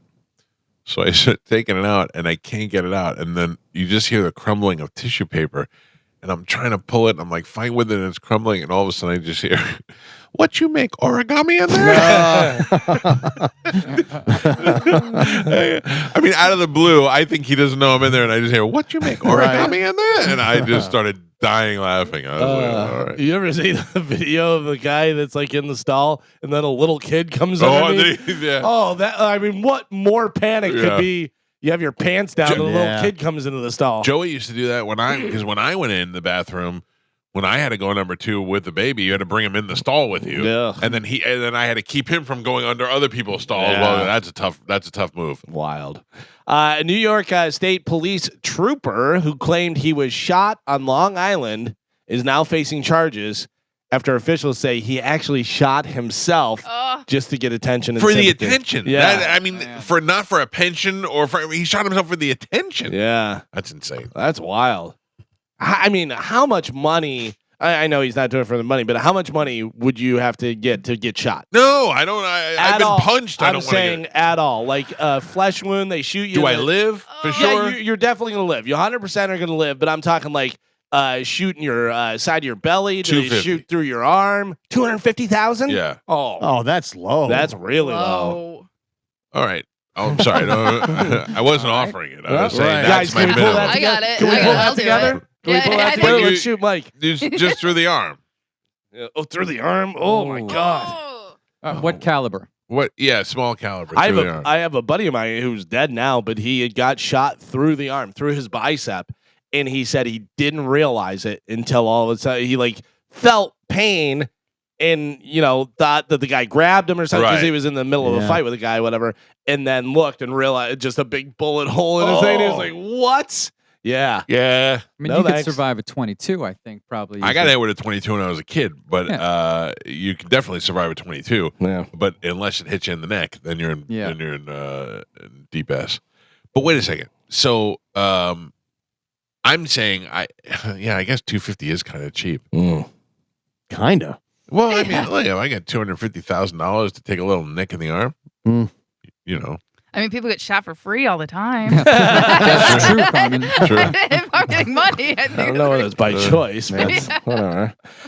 In Las Vegas, there's an ice cream truck that is being mistaken for an ICE immigration and custom enforcement Oh, vehicle. jeez. Yeah, so the truck actually does look like a police vehicle, and it's set up like that because it's ice cream, whatever.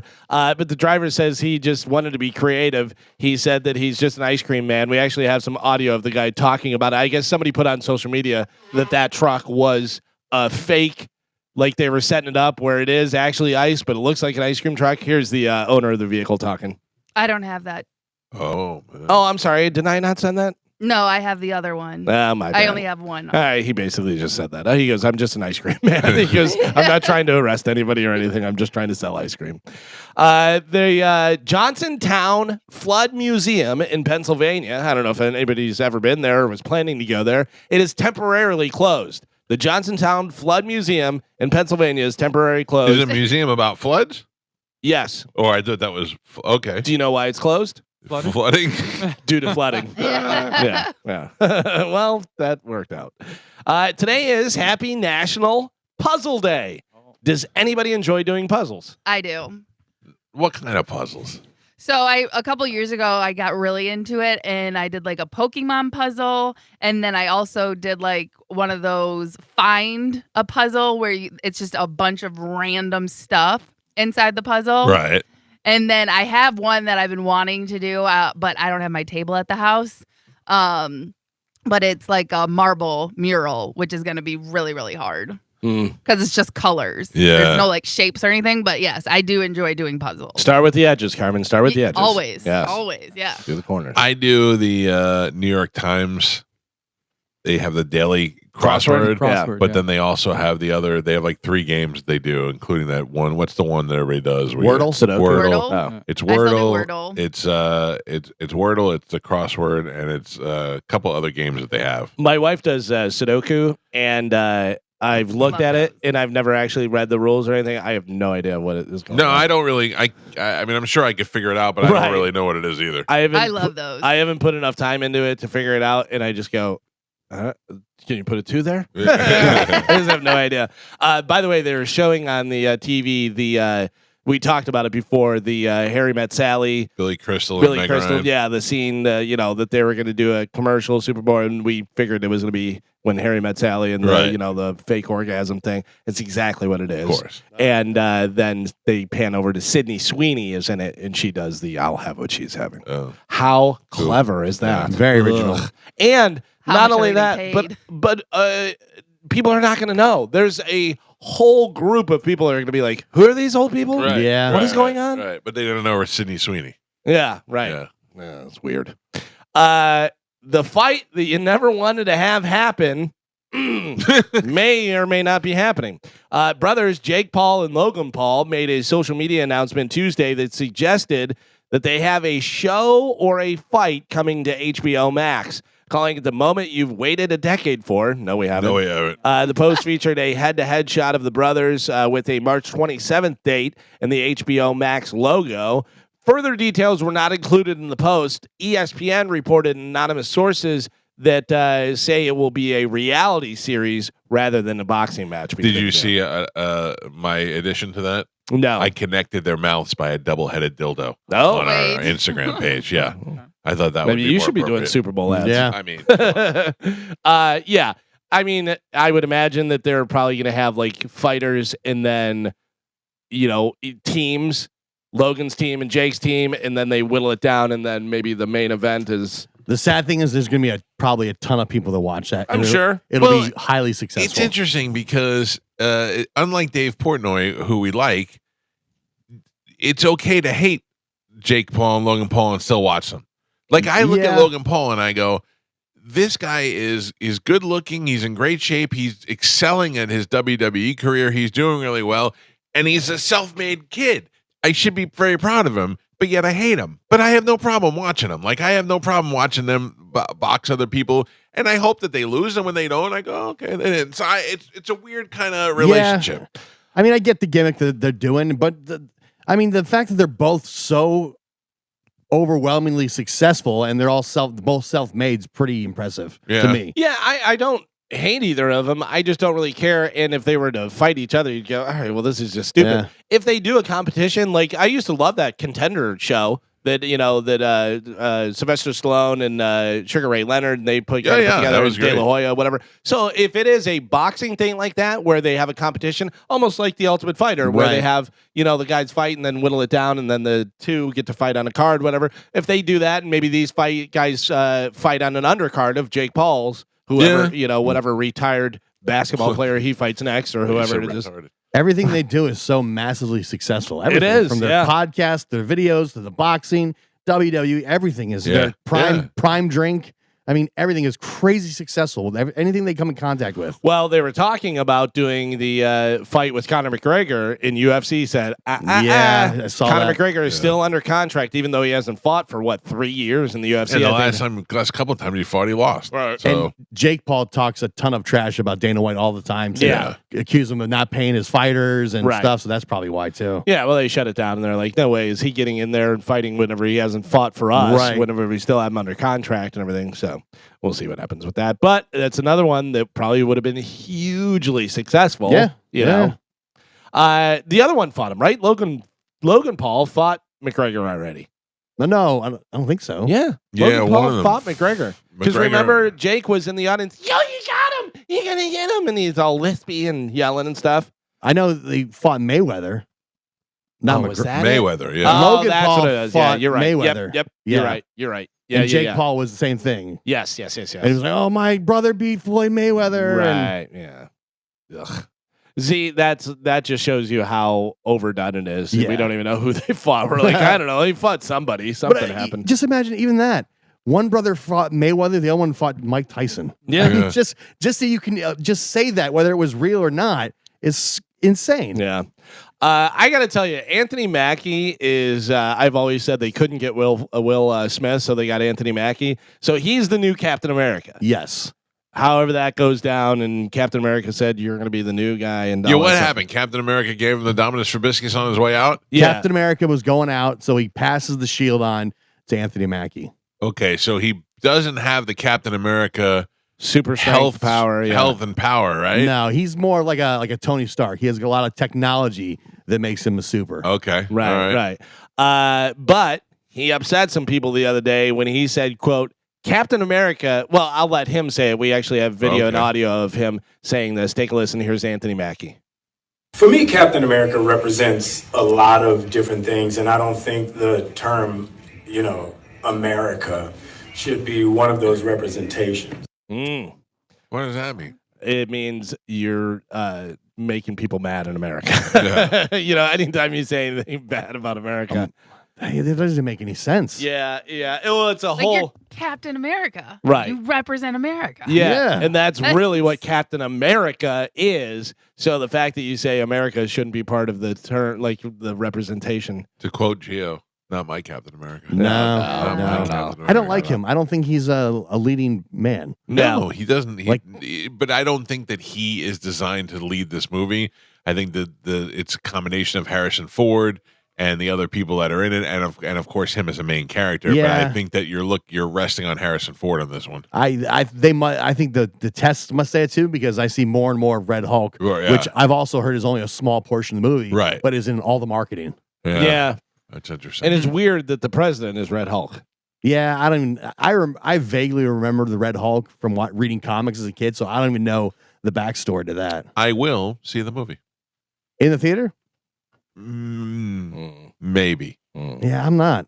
Yeah, I'd be interested to see the movie. I don't know that I'm necessarily going to go to the theater. He did that Disney Plus series with the Winter Soldier, and that stunk. That did stink. Yeah, and I think that's what this movie should be. It should probably be another series on Disney Plus. I don't think it's Yeah, but I think they got Harrison Ford in it, and it's pivotal to the next movie that's coming out. There's probably some cameos at the end that are Fantastic Four or something that's going to get everybody all excited. Apparently, this is supposed to be setting up the next Avengers movie. Right. So that's basically every once in a while you need a bomb to pivot. Yeah.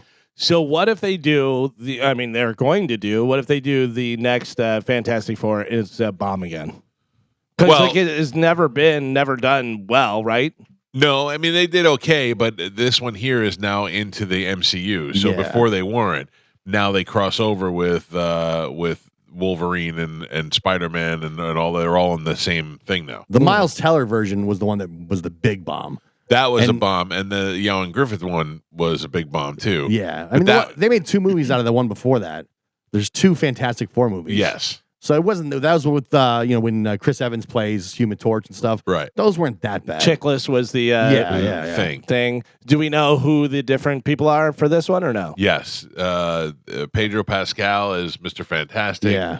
The blonde chick from the Tom Cruise Mission Impossible movies, the one that's the arms dealer. I don't know. Yeah. She's the invisible one. A black dude, I think, is the Thing. And I don't know who the Torch is. I don't know. I don't think he's sounds good. Anybody famous? Joseph Quinn, which I don't really I know. don't know who he is.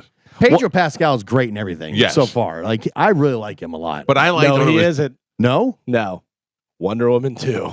I forgot. Yeah, that was bad. That whole thing was terrible. Yeah. That whole thing was terrible, man. Yeah, that was pretty bad. That was really bad. And the first one was really good. The first one was really good. It was Gal Gadot is so hot, and they still couldn't even get past that. You know what I saw the other day that my wife pointed out? Excuse me. What? We gotta do this real quick.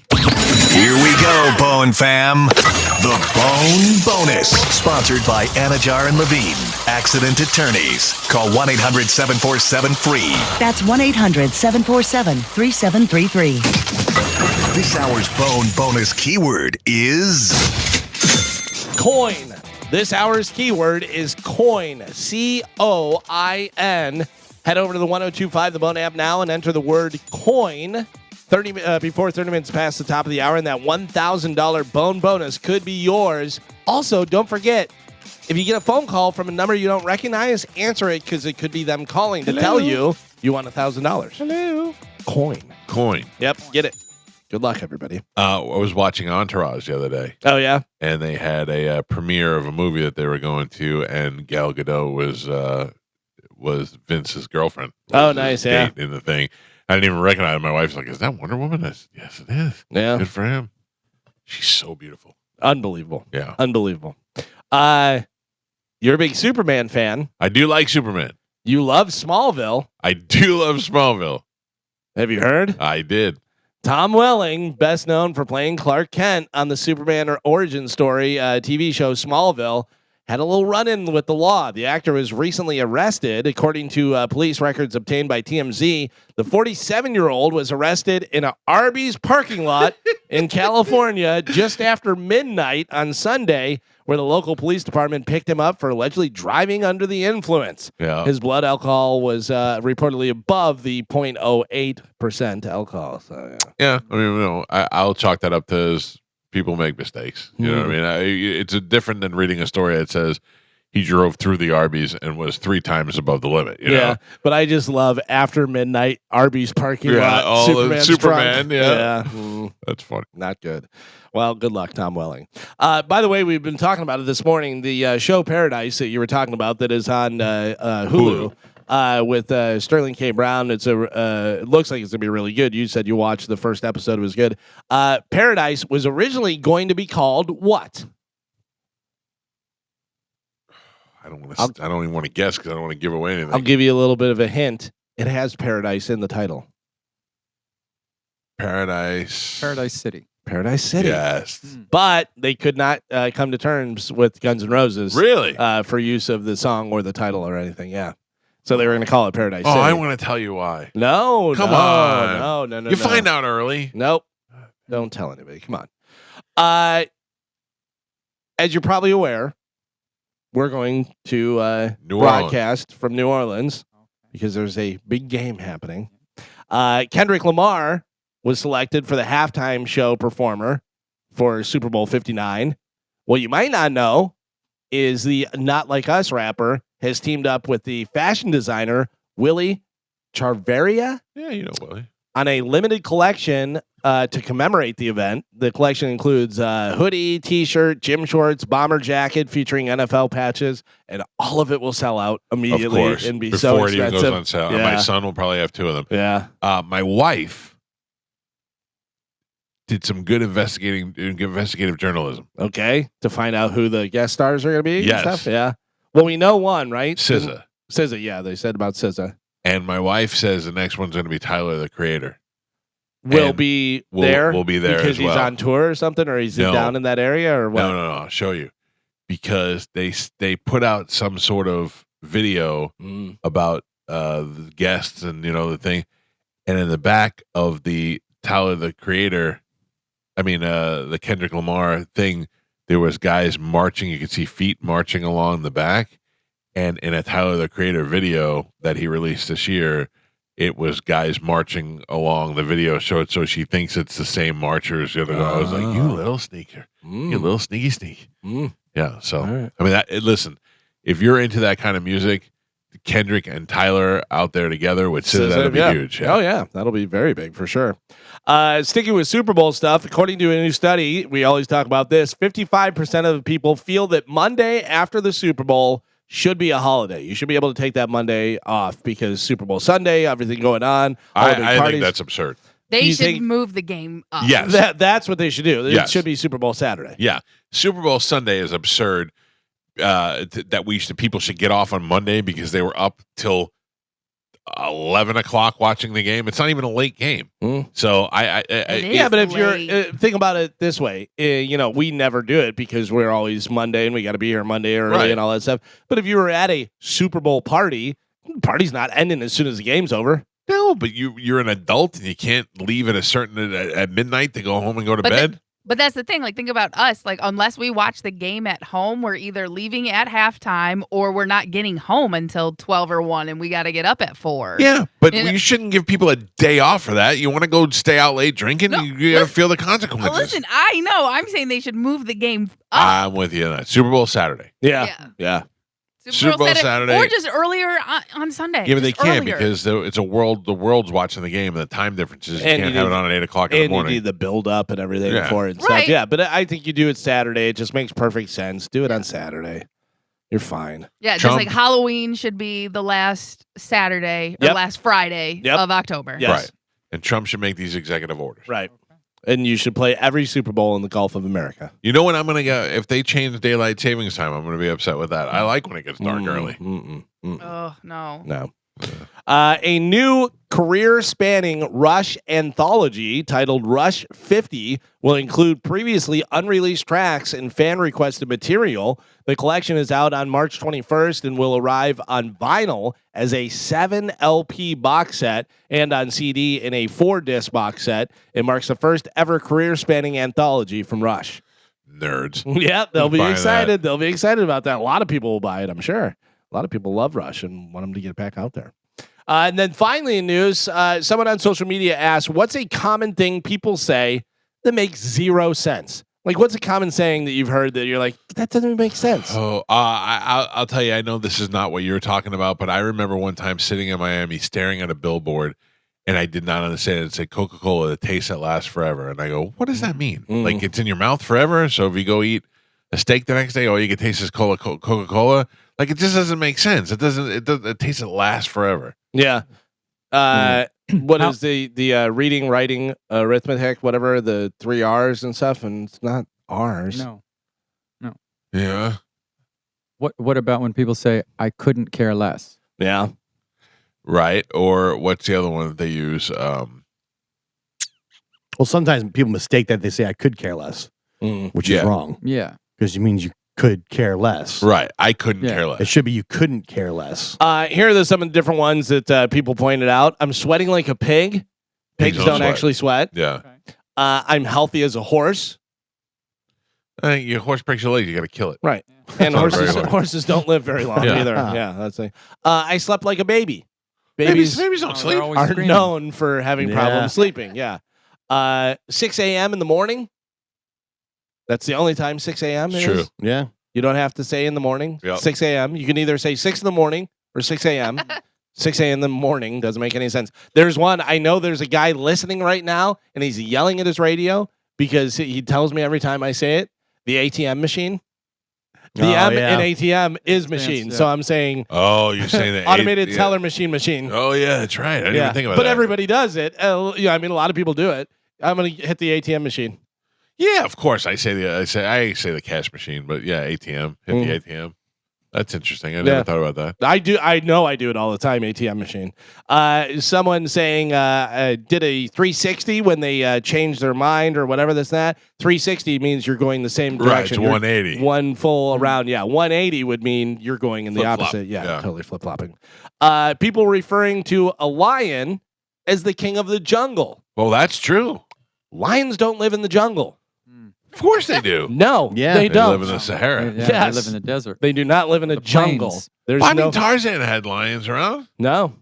Fake. I mean, they did. Maybe they did, but those were fake. No, Lions. he didn't. Disney lions. Tarzan had lions in there. No, There's he did no not. jungle I mean- lions at all. It's got to be. Hey Siri, do lions live in the jungle?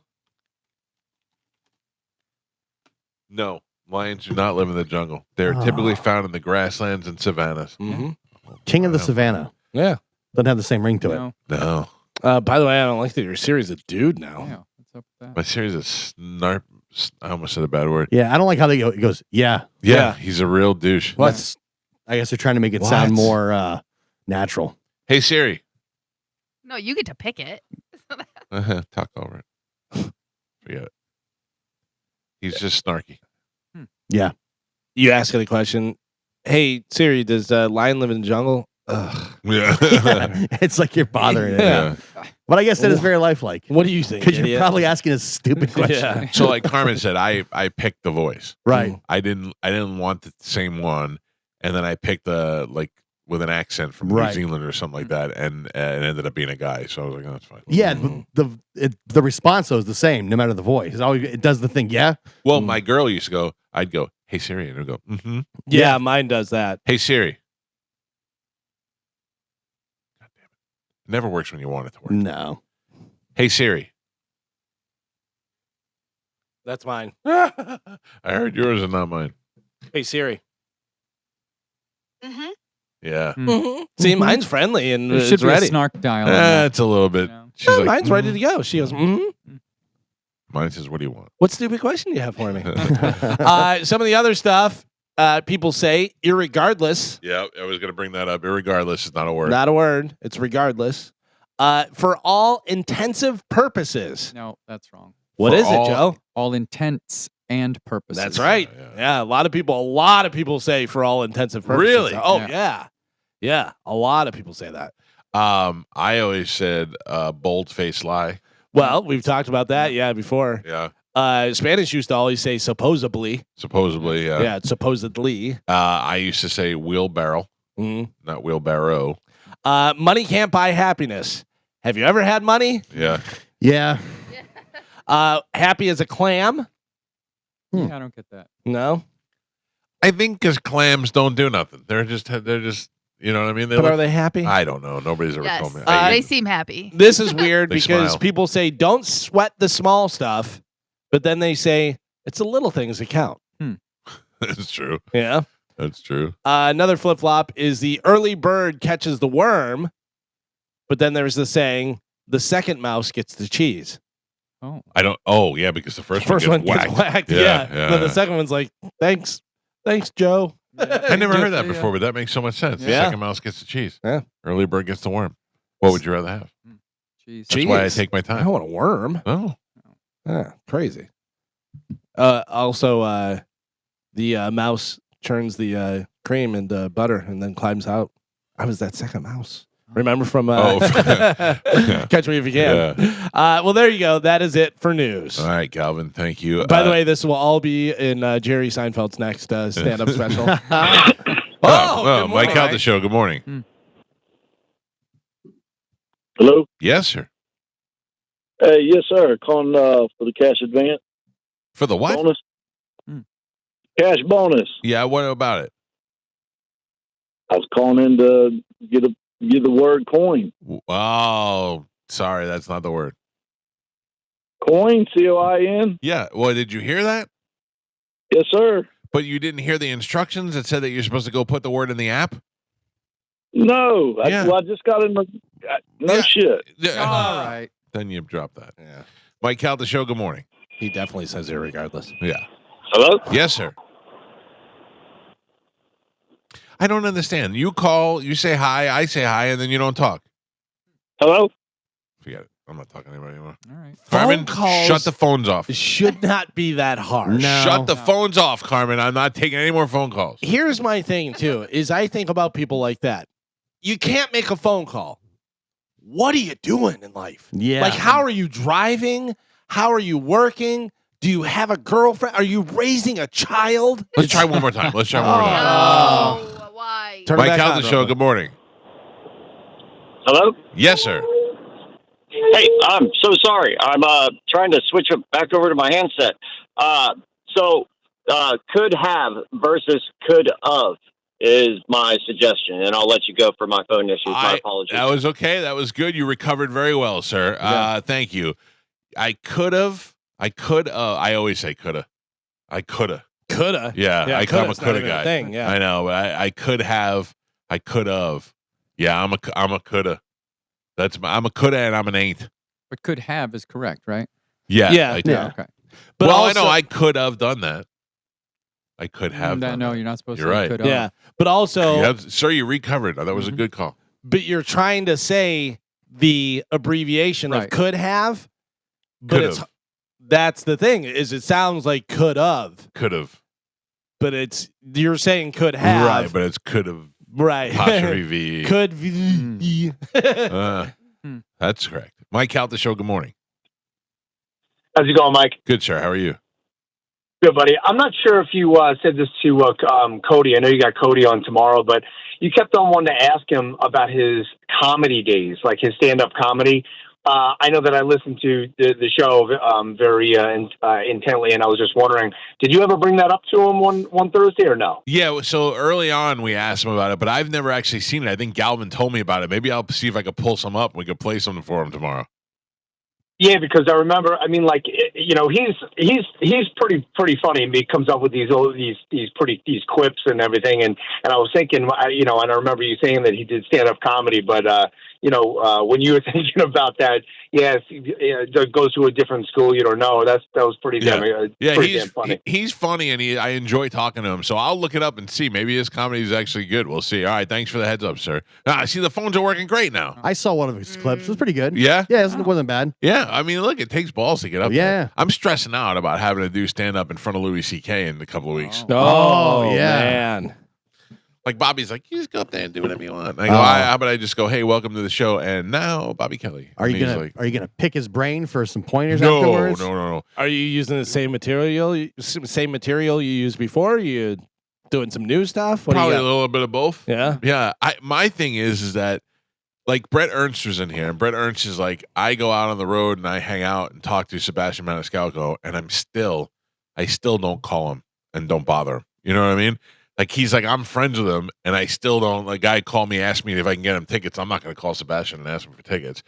And that's how I feel like with Louis. Like, I could be at dinner with Louis and have a dinner and talk like normal human beings, but I would never be like, so tell me about the time you I would never, nothing. What if afterwards he's like, hey, Mike, let me talk to you. Don't ever do that again. That was just horrible.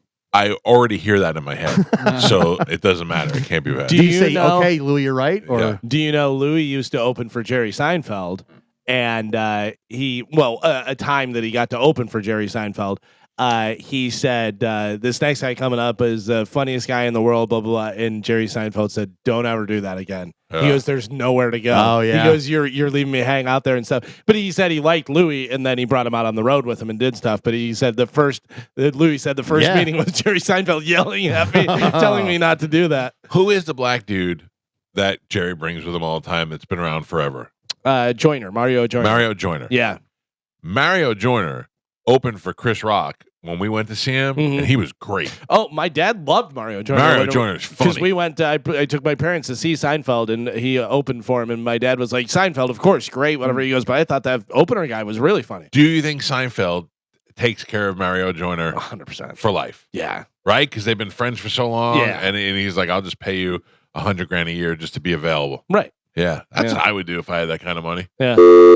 That's like Ray Romano. There was a documentary with Ray Romano, and he was out on the road, and one of the main writers for Everybody Loves Raymond, would do open for him. Yeah. And it just seemed like, he just was like, you're along for the ride. You know, you're obviously not getting as much as me, but you're taken care of. Tony hit me up last night, and Tony was like, hey, just a heads up that Saturday Night Live music special and the Saturday Night Live documentary about the 50 years is already on Peacock. Mm. So, and they're in episodes. And he said the first episode is all their auditions. I watched it last night. Fantastic. Yeah, good. It's fantastic. But then Tony said the next episode is the more cowbell one. Yeah. And he's like, and it's only like 45 minutes, so you could watch the whole thing. And I said, I got to be honest with you. I know I'm in the minority. That did nothing for me. I bet the first time I saw it was probably funny, but it's been overdone at every sporting event and everything that I'm sick of seeing it. Yeah. It has a different effect on me now. No, I get that, but also it was like, because they're breaking in there, and the whole thing, the way they break it down and talk about it Yeah. is that a lot of times, and a lot of the guys would do this, like David Spade would say, Chris Farley would do this all the time, where they do the read through, and he'd 50% it, do whatever, Right. and then once it got to the thing, and he goes, Chris Farley would literally on stage, Saturday Night live television, doing it, where he'd do something and then he'd turn over to David Spade where the audience couldn't see him, and he'd cross his eyes or do something, to make him break and laugh. Where Will Ferrell, I guess, was really into the cowbell and like really hitting it hard. Well, I'm gonna watch and the fact episode, that his shirt is up and his belly's sticking out and all that stuff. Yeah, and Christopher Walken's so great in there. I'll watch it, but I just I don't know. I think the sporting events using it bugged me. But also, I think that we're kind of over Will Ferrell too. Like, there's some stuff that he does. I don't know. I watched that Will Ferrell and that's a documentary different where he thing. goes on the road with his trans friend, Right. And just his subtle things are still so funny. Yeah, like just the little things that he does when you. I don't know, like if he'll be talking to other people, other drivers in traffic, and he's very funny. But he is very funny. Obviously, he's very funny and has done a lot of funny stuff. But you're almost kind of tired of the same thing. Whatever, when he does those PayPal commercials, I'm like, all right, Yeah. You know. You know what's weird is that it's hard for me to imagine Will Ferrell as a normal human being. Like he has a wife and kids. Yeah, I don't think he is ever. I don't know whether he ever is, and that's probably something that they have to deal with. Like he was on Comedians in Cars with Jerry Seinfeld, and he was great. He was in Seinfeld's cracking up and talking about his audition where he does the cat, where he's doing it with the ball. Yeah, and they stuff. show that. Yeah, so funny. Carmen, do you know what that guy was talking about at Starbucks and hung up the phone? Yeah, he just wanted to say that if you stopped going to Starbucks, then you could afford to get your driveway redone. Oh, I didn't say it.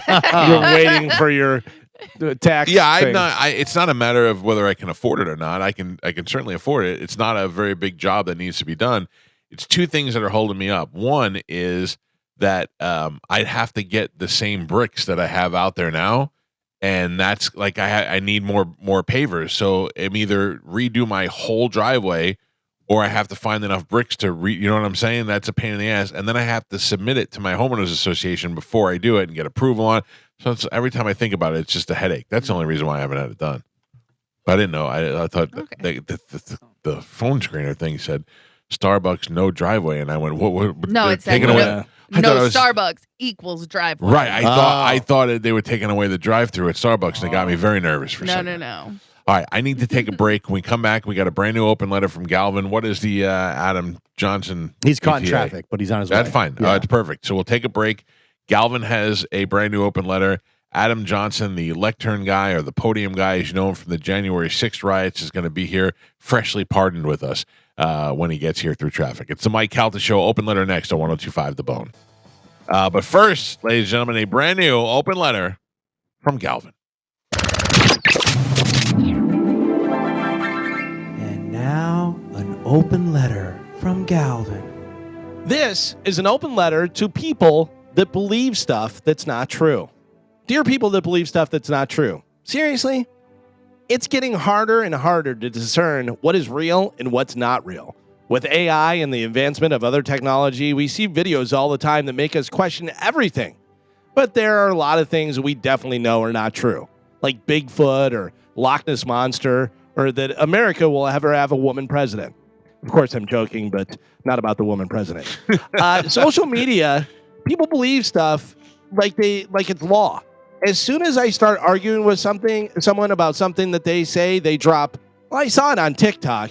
You might as well tell me, well, a 5-year-old that I met on the playground told me, so it has to be real. Oh, definitely true. I see videos all the time that I can't tell are real or fake. From Kobe jumping over a racing car to bears chasing a skier down the hill. Who knows what's going on? I'm still confused about the guy that has a 5-star Italian restaurant out of his apartment where he sells the food on Uber Eats. Is that a thing? Can I do that? I would like to make money. I still think that it might be real, or I could be a complete idiot. Who knows?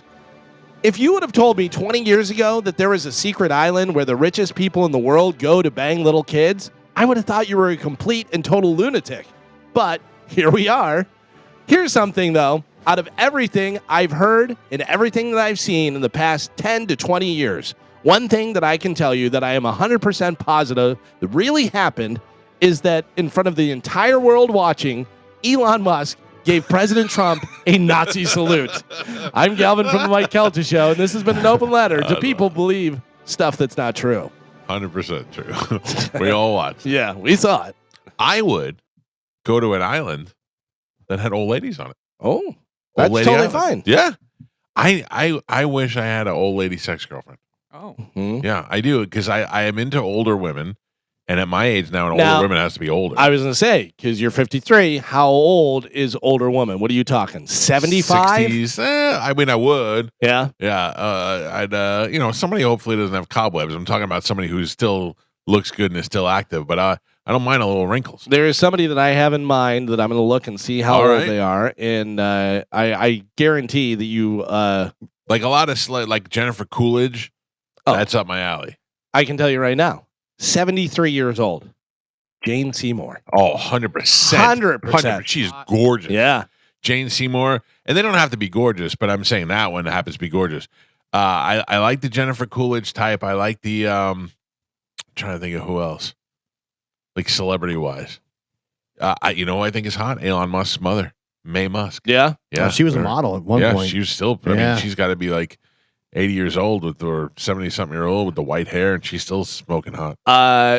Listen, absolutely gorgeous. Obviously, older now. Sophia Loren. Still gorgeous. 90. Yeah, I mean, she's a different kind of. Yeah, I'd be afraid to break her. Yeah. What about like a Sally Fields, 78? See, Sally Fields is too cute to me. Right. She You was know what always I mean? kind of cute. I She want wasn't- slutty. I You want want sexy, over the top. like Mrs. Roper. I just see Mrs. Roper. I think Mama, your boy, she does love your schooling. Yeah. And Forrest Gump, yeah. Yeah, but it's, That was 20 years ago, though. right. Like I've seen her when she looks good, so Yeah. it's hard to picture her now. You know I what feel mean? like you also want some fake stuff in there, too. You know what I mean? Yeah, I 'Cause want a that's- nice package. Right. You know, Dolly Parton. Dolly Parton's perfect. Yeah. Dolly Parton's perfect. Nice Southern Belle. Yeah. I don't That know. has some newer parts. I don't normally do this, but Right. Yeah, that kind of thing. That Yeah. would be hot to me. Ladies and gentlemen, making his way into the studio is Adam Johnson. Adam, is his mic on there, Gio? I believe so. There you go. Yep. How are you, buddy? I'm doing well. Thanks for having me back on. I was very interested in catching up with you, and I figured that the pardon happening would be something interesting to talk to you about. If you don't mind, because people may not have heard you on the show the first time, can we talk a little bit about January 6th and how you got there and how you were misidentified as a guy who stole Pelosi's podium and all these things? Because I'll tell you, the first time we had you on the show, a lot of people were mad at me. A lot of people were giving me crap about me. I said two things. One, even if this guy was a villain and he was a bad guy, I would still have him on the show because he's a person of interest. And that's what we do. We talk to interesting people on the show. Then we ended up having you on. You were way more intelligent than I think people expected. I would, because you look at some of those riot videos and they look like a post Philly game after the Eagles. It just looked like a bunch of dudes running around and climbing walls and stuff. But there were some people that were there for different reasons, and then there were some people that got caught up in what was there. And in my mind, what you did was you had the time, you went down there, and you found yourself wound up in it and said, hey, everybody's going to the Capitol. We ended up in the Capitol. And then all of a sudden the melee happened and you're like, I'm here. And I couldn't stop saying to myself, if that was me, I would have probably have done the same thing. Not because I'm lashing out against the government, but because I got caught up in the moment and what was happening. So anyway, let's start from the beginning. You're sitting home. You are a stay-at-home dad. Your wife is a doctor, I think? That is correct. Okay. And you were a stay-at-home dad. And you are the kind of guy that has the flexible schedule. So when the inauguration was happening and there was going to be a protest, you wanted to go up to protest, or you kind of wanted to see what the whole thing was about? Like, how much of the Trump stuff were you into? I think definitely the latter is a bigger reason why I went. There was a bunch of things that happened, COVID lockdowns, mandates, we're locked inside of our homes. I'd never been to a Trump rally in my life. Right. I only voted for him in 2020. Right. So hadn't been to a rally, so I thought this is the last rally. Let's go take a look at it. They're supposed to be wild. He's saying it's going to be a wild rally, so I showed up to take some videos and get a first-hand account. Yeah, I did go to a Trump rally here when they had one in Tampa for the same reasons, for curiosity. First, he's a celebrity. He's coming to town. It's my town. I felt like I should kind of be there, So I went to the first one, and it was a weird kind of thing. Also, it was very enticing because he would say, look at the crowds that's here, and that the cameras won't turn around and show the crowds. And you're like, well, I want to see the goddamn crowds. I'm going to go down. And the only way to really make those decisions is to go and see for yourself. So you decide to go on up there. Solo, or did you go with anybody else? I went with a buddy of mine. We do jiu-jitsu together. Okay. It was a very impetuous decision. This was not some long planned out thing. I think it was 2 weeks before January 6th. We actually bought our plane tickets to go up there. Okay, so you go up there, and what are you doing the time you're up? You doing a little sightseeing, little tourist things while you're there? First time in D.C., so we walked around town. Beautiful city. If you're not been, I definitely recommend going when it's warmer, for sure. It's a cold city in the winter months, for sure. It is. So we went and saw Alex Jones speak in the park. I'd never seen that guy speak either. So listened to him, listened to Owen Schroyer, just kind of walked around getting a vibe and a feel for the whole city. It's kind of like, to use a Super Bowl reference, when the Super Bowl comes to town, even if you're not going to the Super Bowl, there's a bunch of other things happening around the town that are worth going to see, even if you like, you can go. I think Alex Jones is nuts, but I love to watch him on his clips on YouTube and stuff because he says some interesting stuff. Whether or not it's fact based or not, it doesn't matter to me. I just like watching him yell and scream and stuff. It's bombastic. It's fun. I mean, you watch it because it's entertaining. And also, I feel like you're witnessing history. You're there for a part of history, whether whoever wins the election or whatever happens, you're there in DC where it's happening. Yes, I basically Forrest Gumped myself into the pages of history. Right. That's how I joke about it. You know, the entire scene with the lectern just happened out of nowhere.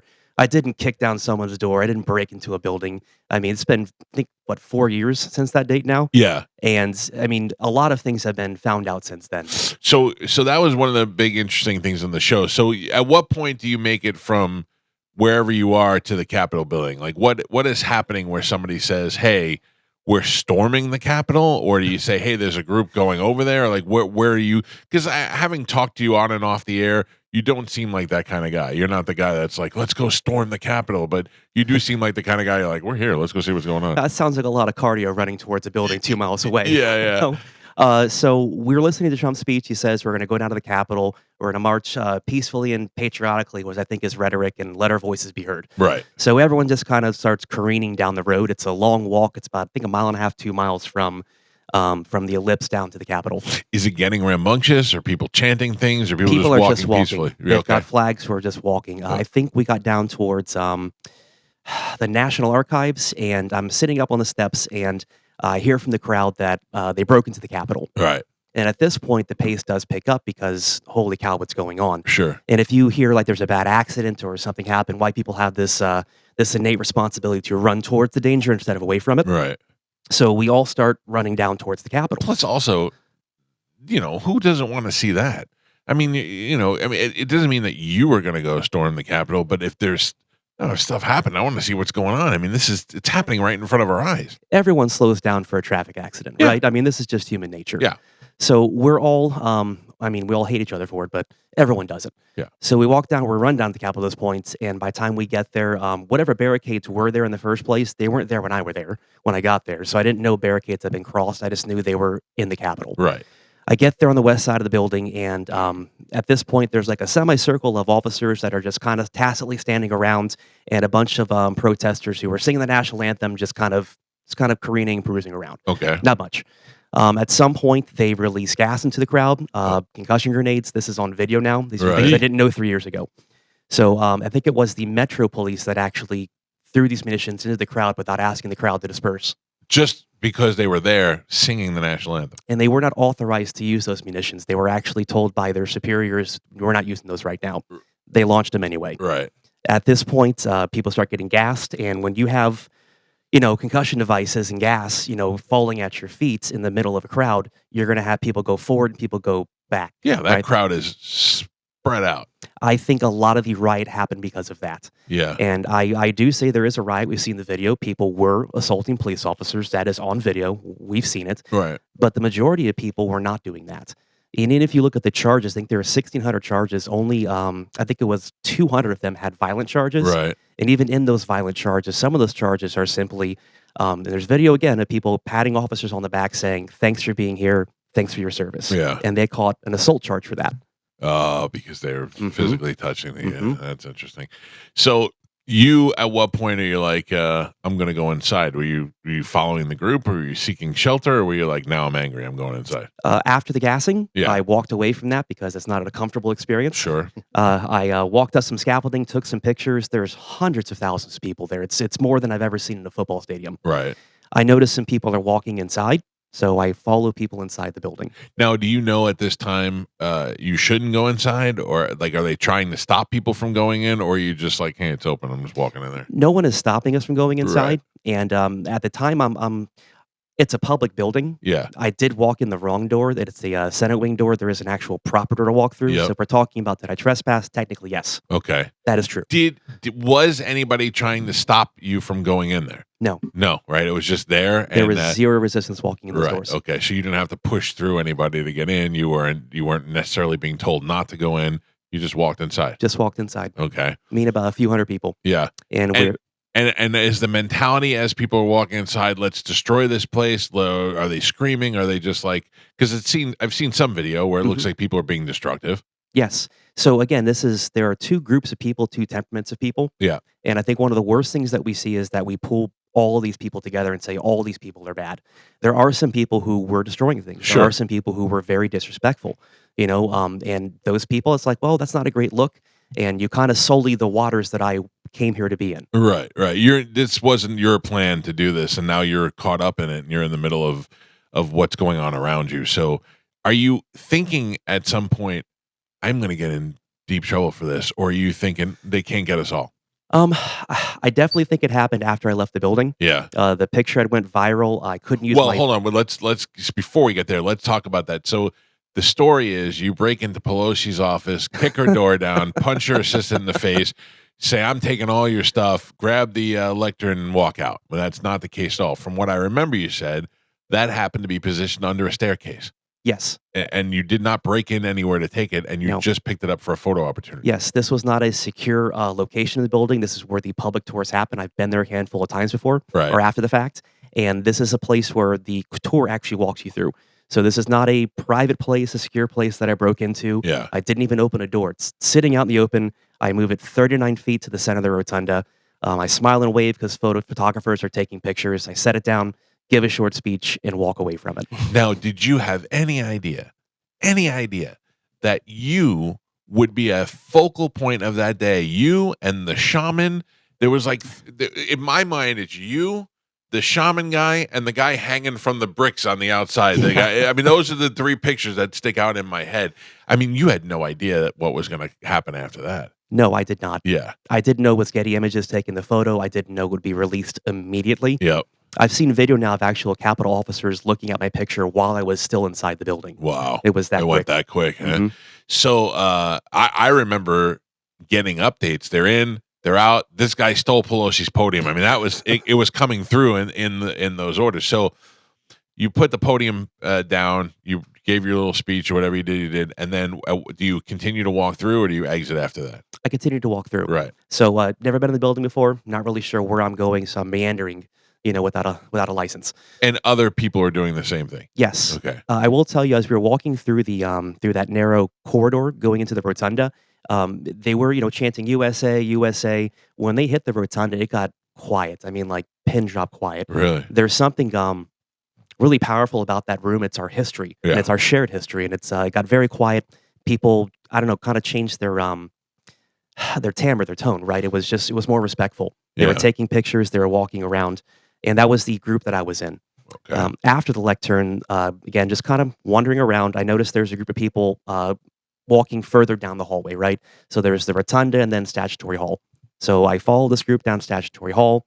I'm texting my wife. I'm like, hey, I'm inside. I'm taking some pictures. She's like, you should leave. I'm like, I'm leaving and I'll leave in a minute. Always the C blockers, the wife. Exactly. So we make it down towards what is I now know as the Senate chamber doors. Again, never Didn't been know there where you're before. going. Yep. And we're sitting by the doors, and I'm talking to a guy next to me, and I'm like, "What's over there?" He's like, "Oh, that's where they're counting the votes." And I said, "What are they still doing here? It's been hours. I assume these people would have been rushed out of the secret tunnels and Right. brought somewhere safe because this is, probably not the safest place for them right now." A lot of people are very upset. Yeah. And did you think that were they really in there counting the votes, or did this guy just think? I never went inside the chamber, so Right. I don't know. You don't know. Couldn't tell you. Yeah. There was some fire extinguisher or some type of gas that was released down in the hallway. Again, some type of chemical irritant. Didn't care for it, so found an officer, asked him how to leave. He said, "We're exiting people. Walk down this hallway, take a right, and you'll exit the east face of the building." Did you see anybody, any senators, any legislators, any people in there that looked like they might have been in danger or that you were interrupting their day other than just being in there? Nope, it was a bunch of officers walking around and a bunch of people walking around. Right. So basically, like you said, meandering around the building, kind of maybe a little bit more free access than they're used to in there. You exit down where the police officer told you to go. You go outside. When you get outside, is it as normal as it was when you went in, or you're like, whoa, something's happening. I think your Super Bowl metaphor is probably the best way to describe it. They had trucks parked up on the lawn. They were blasting. I think Bruce Springsteen, Born in the USA, was playing for a little bit. It was Right. it was crazy stuff. But again, people were just standing on the steps and waiting around. Yeah. They were draping flags from outside the building. It was because it's multiple stairs, multiple stories. They were draping USA flags and these things, but it didn't have that.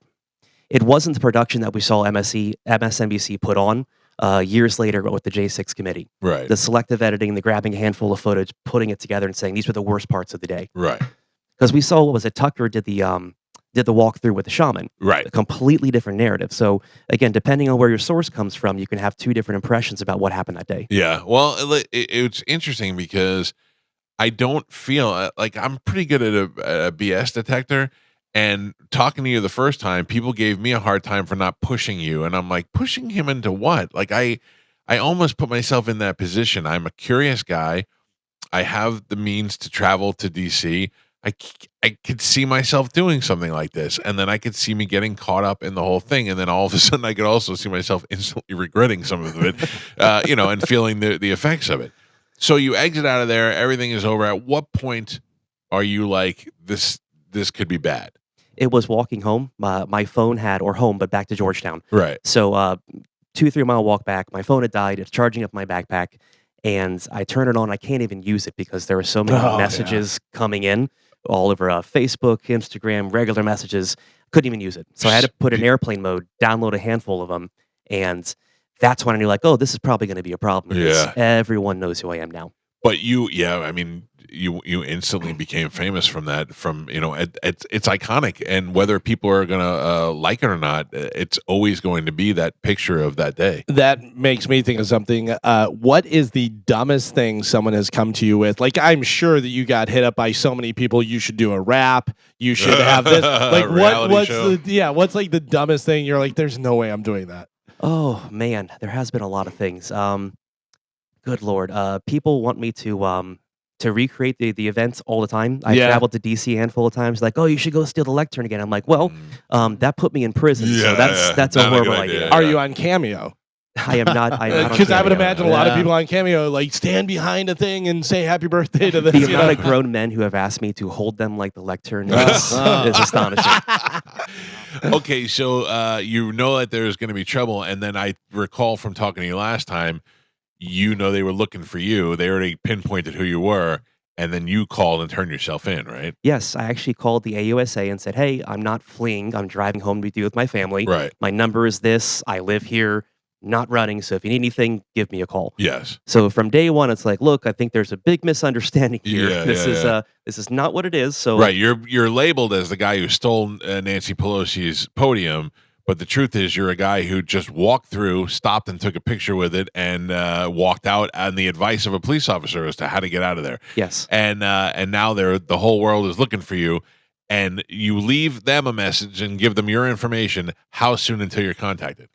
We hired lawyers on the way back down on Thursday, and by Friday. Now, who do you call? How do you know who to call?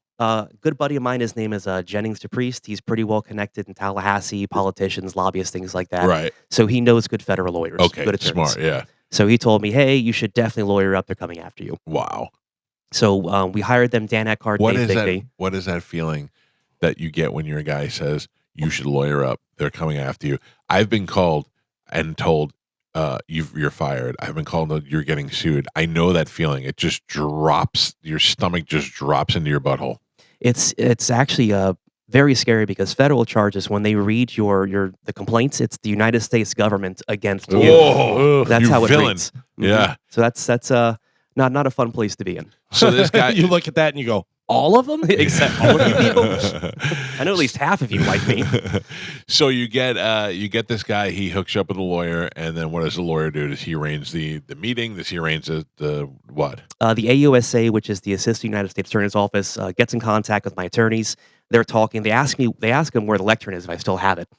And you told them? I said, absolutely not. Right. And what's ridiculous about this is the video, again, it's been 3 years, 4 years now, we have more video. You see the officers actually collect that lectern 10 minutes after I leave it. It was always in their possession. And what's even worse about this is that one guy actually stole the microphones off the darn thing, took them home. This guy only served 10 days in jail and a $50 fine. I would have done that. I'm being honest. I Souvenirs. would have wanted to have some sort of souvenir from that day. I would have taken. So I wouldn't have ruined anything, but I would have probably stolen something like that. That would have been like maybe not the microphone, but something like would have been great to have would be the eagle on the front, the piece that's on the podium. yeah. Like something like sure. that would have been cool. So, do you think you saying that about the guy taking the microphone and he only served 10 days and did all that stuff? Do you think the photo of you waving is the thing that put it over? Absolutely. Yeah, I would say because it's like, look at him, he's waving at us like he's going to take it. Let's get him. One of those kind of things. My crime, which is not an arrestable crime, is I embarrassed them. Yeah. That photo kind of stands a testament against the narrative they wanted to build for the past 4 years. Yeah. Right. So you look at that photo. One side loves sharing the photo. The other side does not. Yeah. Yeah. So so the guy calls them up and what do they want you to do? They want you to come down. They want you to go meet somewhere. Or how does that work out? They brought 3 charges immediately. Okay. It was theft of government property, the lectern, felony. Which you didn't do. Which I didn't do. Right. It was violent entry, misdemeanor, which you didn't do. And then it was entering and remaining in a restricted building, trespassing, which technically I did.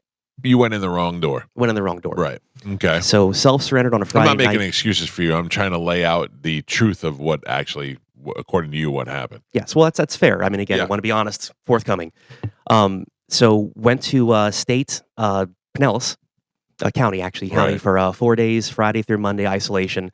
Saw a judge on Monday morning. All right, wait, hold on. You got to back it up. So you go. I'm going to tell you the worst part. Second to hearing that the government is bringing charges against you, the worst part for me was when you show up at the jail and they go, "We need your cell phone." Now, I mean, I am now going into a holding cell with nothing. Right? You have nothing on you, and you don't seem like a guy who has been in trouble before. No, I did smoke a marijuana once when I was 19. Marijuana. I did. So you go in the jail. Are you scared going into jail, or you think I'm going into a place they're gonna federal thing and they're gonna hold me? My attorneys actually reached out to the local jail, local sheriff, and said, "Listen, this guy's high profile. You need to make sure he's not in Gen Pop." Right. So they actually held me in one of the Epstein cells, like no, not officially Epstein, but but one of the those. isolation, 6x6 cube. Yeah, and what is the comfort level of that cell? In all honesty, well, hopefully I'll never get to find out. But I mean, it looks pretty awful. They always say you got a real thin mattress. You're in there. I mean, how does it smell bad? Is it cold? Oh, it's freezing cold. Really? Mm-hmm. No blankets, no pillows. I mean, no level of comfort. Right, and you're just stuck in there. Yes. And no blankets and no pillows. You're sleeping on a cot with no pillows. Mm-hmm. That's. Well, everyone else got them but me. Not sure how that turned out. Oh, I gotcha. And then I was supposed to get phone calls. I was supposed to be able to brush my teeth and shower. Right. One of the CEOs came in on Sunday and he was like, "All right, it's time for your hour of rec time." Like, "What's rec time?" Yeah. And he's like, "They didn't let you out." I'm like, "Nah." So didn't get a chance to call my attorneys, my family. But I mean, this is how prisons work. And you got what do you have? Just a pooper in there? Just a toilet? Yep. Well, it's a toilet, water fountain, sink combo. What was the first time you pooped in there like? I mean, honestly, that's you ever? I think that's one of the things I think about, having a poop in jail. But you're by yourself, so that's not so bad. Yeah, it's not too bad. Yeah. Not too bad. It was worse in federal prison. Yeah, why? Because you were in with other people. 200 person block. There were 8 toilets. 4 of them you cannot use because that's where they hide things. Oh. So it's a constant. So you just knew not to use those toilets. Like somebody said to you, don't use 1, 7, and 5. Yes. And they hide things in the tank. Fish line, Ziploc bags tied up. Flush it. Fish lines. Wow. So when they want something, they just pull it back out. Uh-huh. Holy cow! That's how they did it in Oz. I saw that. Is it really? Yeah, the TV show. And why is it that you knew that, but the guards never knew that, or did they know and they just overlooked it? A lot of the contraband that comes in comes from the guards. So Yeah, when they gotcha. look, like they definitely do their job and look. Sure. Yeah. Okay, so what was your final sentence? I pled guilty to a misdemeanor trespassing. Okay. I got a 75-day federal prison sentence. For trespassing? For trespassing. Okay. Yeah. Setting records over here. Yeah. $5,000 fine, 200 hours of community service, and a year of supervised release. So that year is up. Yes. You're good with that. The fine, will that be reimbursed? Probably not. Okay. That's probably gone. Now, what is the process when the president signs the executive order and he pardons everybody? What happens to you? Nothing. I've been done for a couple of years now. Right. So this is it's more of a. But do you no longer have to list this on your applications or any? You're no longer I don't know. You probably didn't before because it was a misdemeanor. Exactly. So really, your life doesn't change by the pardon at all. It doesn't. Yeah. But are you happy though that you were pardoned? Because kind of, I mean, really, let's be honest. You got screwed, like Alvin said, because you grabbed the podium and you waved. You embarrassed them, and that's why they took it out on you. There were probably people there that did way worse things that they don't know who they are and didn't embarrass them enough, so they're not going after them. It's I'm thankful I got a pardon. It's a nice gesture, and you don't lick a gift horse in the mouth. Yeah. All these idioms, but part of it does feel kind of gross because my pardon pulls me together with a lot of people who probably should have gone to jail for hitting cops. Yeah. And my pardon is the same as theirs. And I imagine that people who just patted people on the back, and got an assault charge probably feel the same. But do you think though that it's better that that the majority of people, I mean, if you have to do a pardon, you I know what you're saying. You'd rather not be a blanket pardon, but what a pain in the ass and what a waste of resources it is to have to go back and visit and go through every one of those things again. It's almost better to say it's easier. It's not better. It's definitely easier to just say pardon. Well, and also, it's a big FU to the. There's a the other side. spreadsheet. There's a spreadsheet. The Yeah. DOJ has this file. I think it would have been better to pardon nonviolent people day one, and it would have been better to commute sentences for anyone who was still serving time. So in your heart, you feel like you've been lumped in with the violent offenders. Yes. Yeah. Well, I mean, at first I thought you would be happy because you no longer have to be associated with this, but it's a goddamn misdemeanor charge. You don't have it. It probably doesn't show up anywhere in your life. And it's also a scarlet letter. I mean, that photo is not going away. Whether I'm pardoned or not, I'm still that guy. Yeah. Looking back on it, would you not have done it now, knowing what you know? I mean, nobody wants to go to jail, but it wasn't that long of a stint. I like making lemonade. A lot of people were throwing stones for a couple of years. I like building towers out of them. Yeah. I got a charity going. I actually build little lecterns. I sell them, and I get the money. I have too. one. I have it out there still in dude, the awesome. green room. Yeah. You got to check one of the first ones. Yeah. But we've turned it around. I've got to meet a lot of very good people. I've been able to build a voice, and I'm just hope to make some more good out of it.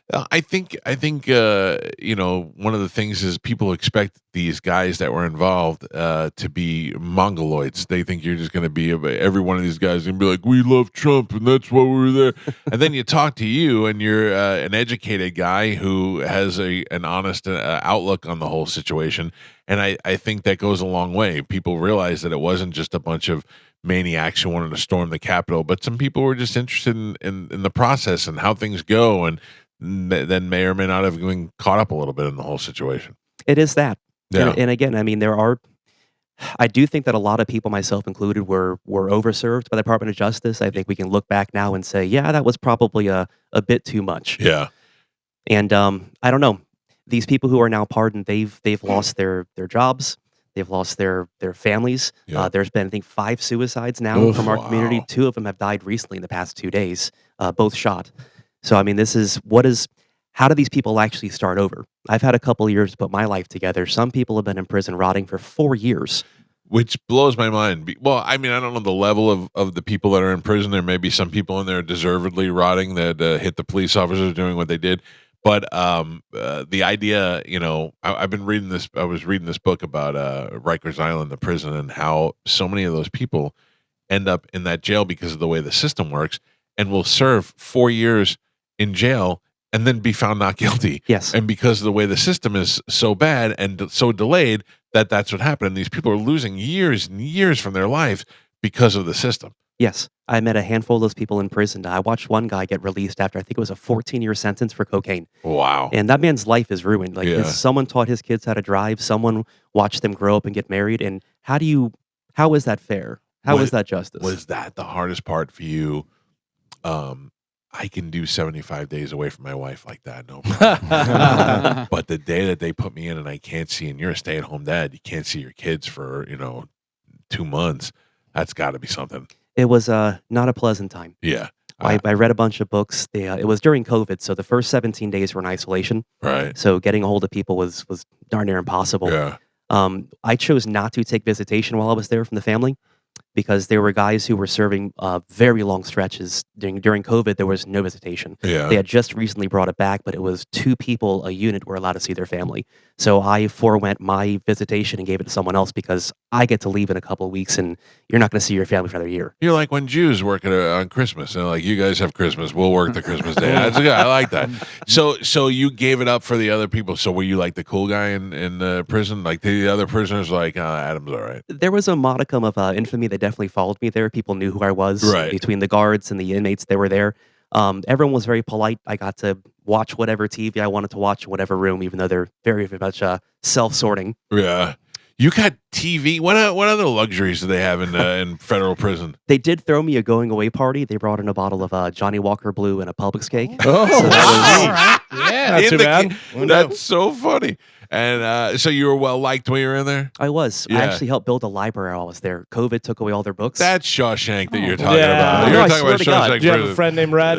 No, I swear to God. So they took away all the books during COVID. They said, all these books are dirty, they're unclean, so they shut the library down. I had so many people sending me books in, they told me no more books. So we got together, other inmate numbers, and we had them send them to them instead. So by the time I left, we had some 200-300 books that were sitting there. Oh, wow. Yeah, see, that's the other thing. If you have a good system of people outside, you can survive that time. It's a short amount of time. You can get through it. Was there anything, I know this is an odd question, but was there anything you enjoyed about being in there? Like I'm talking about just being in prison, not about the whole process. I mean, like, did you enjoy, like, hey, well, at least at lunch we had some camaraderie or something? Like, was there anything good about it? The weekends, actually. What'd you do on the weekends? The weekends, everyone came together.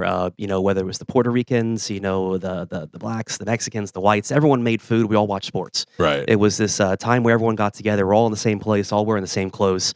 Maybe some different shoes, the contraband, but everyone made food. Everyone came together. Everyone rooted for the sports teams. Wow. So you all got to watch football together. There was definitely a sense of community in there. Yeah. That's interesting, man. Because we all think I have definitely made decisions in my life when I was younger to not do things because I didn't want to go to jail. That's the word. And now I think I would miss my kids terribly, and I would miss my iPhone almost as much as my children. I would go at them because I'd become so addicted to using electronics that I would be miserable in there. But I think I could do 75 days. I think I'd get out. I think I'd appreciate life a lot more on the way out. Did you have that kind of feeling when you got out where you're like, I appreciate your freedom a lot better, or was it not long enough to really feel?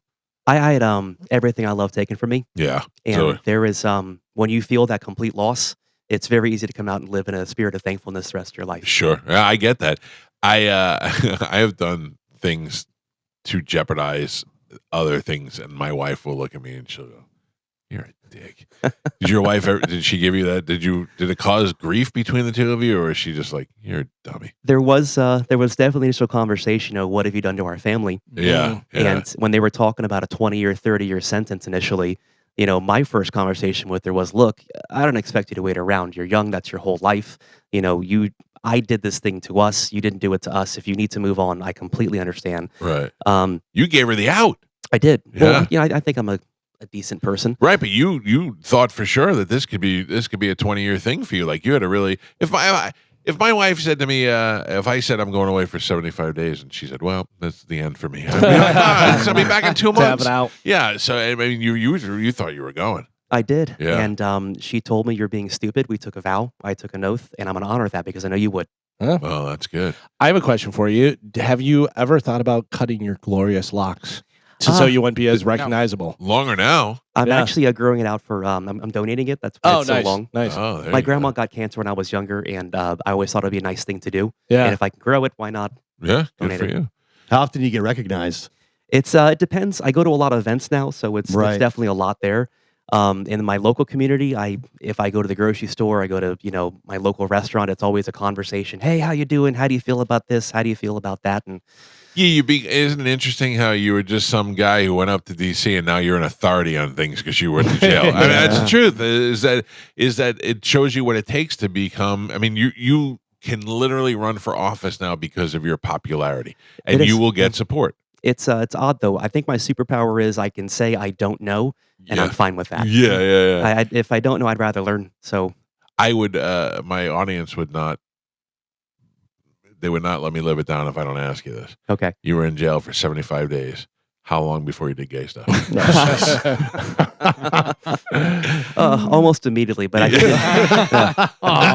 look, I didn't enjoy it. They just laid there. Yeah. Oh, jeez. Oh man, I gotta tell you, I can't even think that. I mean, 75 days. That'd be the last thing I would think about, and no, I would just keep looking at that end date and going, "That's all That's all I care about." They do a lot of things actually to suppress testosterone for inmates. Really? So it's a very carb heavy diet. So it's potatoes upon potatoes upon potatoes. Yeah. You actually can't do pull ups in prison because it gets you too strong. Really? Mm-hmm. If they see you doing pull ups, it's a shot. You get so many shots, you go to the shoe. No kidding. From doing well, that's something I'll never get in trouble for. Yep. You're allowed to run, which is again cardio, losing weight, losing muscle mass, but things like lifting weights, very, very frowned upon. Really? Yes. Oh man, maybe jail won't be so bad. It sounds horrible to me. Well, you don't have to work out. No. You get to hang out with the other guys and eat potatoes. Nah. Sounds great. I'm Irish. I like to run. Yeah. Two things that work perfectly for I me. love the cold weather.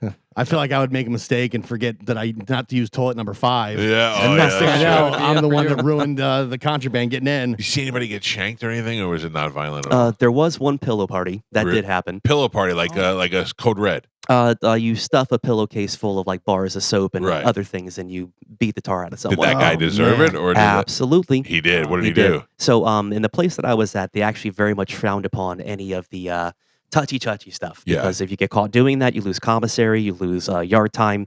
No one wants to get caught up in that because it's corporal punishment. Right. There was an older gentleman who was caught relieving himself at 2:00 in the morning on top of a younger male. Oh.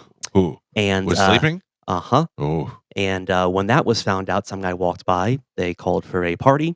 Party happened. They took this guy's commissary. This guy basically starved for 2 weeks. They wouldn't let him shower. If he tried to use the bathroom or banging on the doors, they effectively punished him. So the COs didn't punish everyone. And they looked out for the other guy. They kind of policed their own situation. Oh no, they raped him.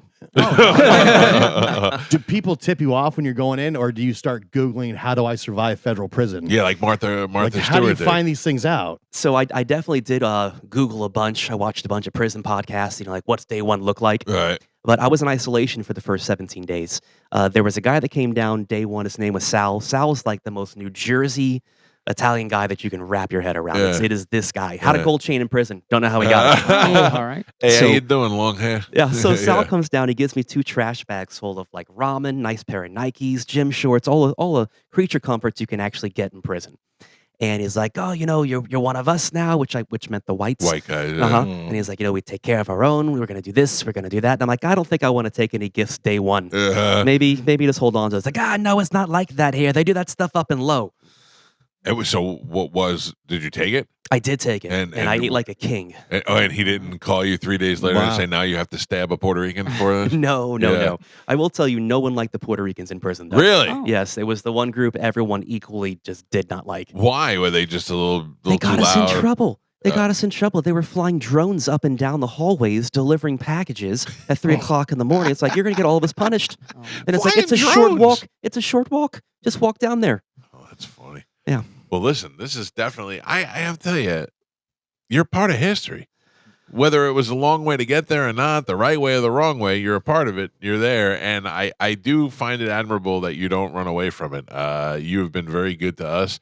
We met. I think it was my birthday party when we met. I kind of recognized you, and I was like, "Go ask that guy who he is," And I think last time we had you on was a week or so before you were going away. That's is that true. what it was? That is Yeah. true. Yeah. I just been sentenced. I had to report to prison in like 2 weeks, I think. Right. Yeah. Mhm. Well, that's well. Look, I also feel like you did something. You did time. You probably did way more time than you deserved for the crime that you committed. But you're done now, and you've been officially pardoned.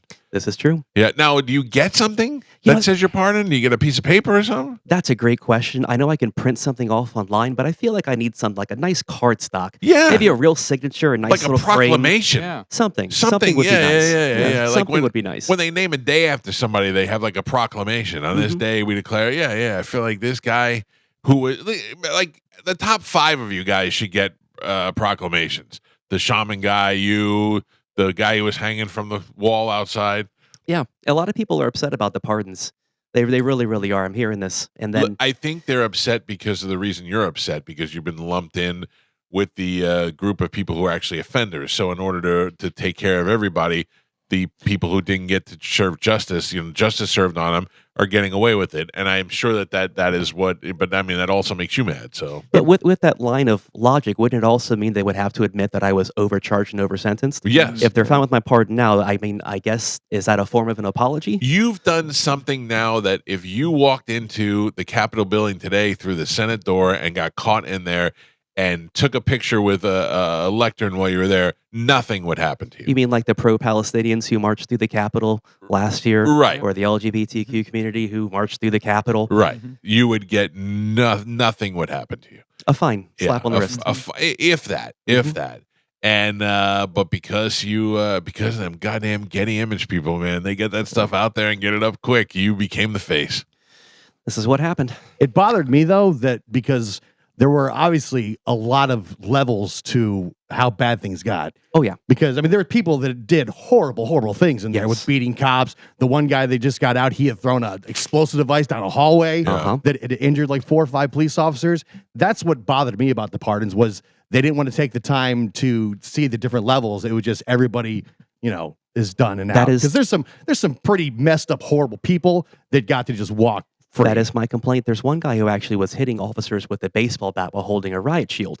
And if you look at what his sentencing guidelines would have been, he probably would still be in jail for that. Because that's assault with a deadly weapon on an officer. An officer. So just the blanket pardon was my biggest complaint. That I think they should have taken time to go through some of these and make certain levels. Because do you think that the Trump pardons, the blanket pardon, was in response to the Biden pardons before he left office? No. I think you don't think that he? Well, I know he planned on pardoning the January 6th people. He said it. He campaigned on that the whole time. But do you think he went an extra? Say, you know what? Forget it. Just do them all. I think that was always the plan. And presidents have always pardoned some gross people. Jimmy Carter pardoned the Puerto Rican nationalists who shot Congress back in the 60s. Bill Clinton pardoned Susan.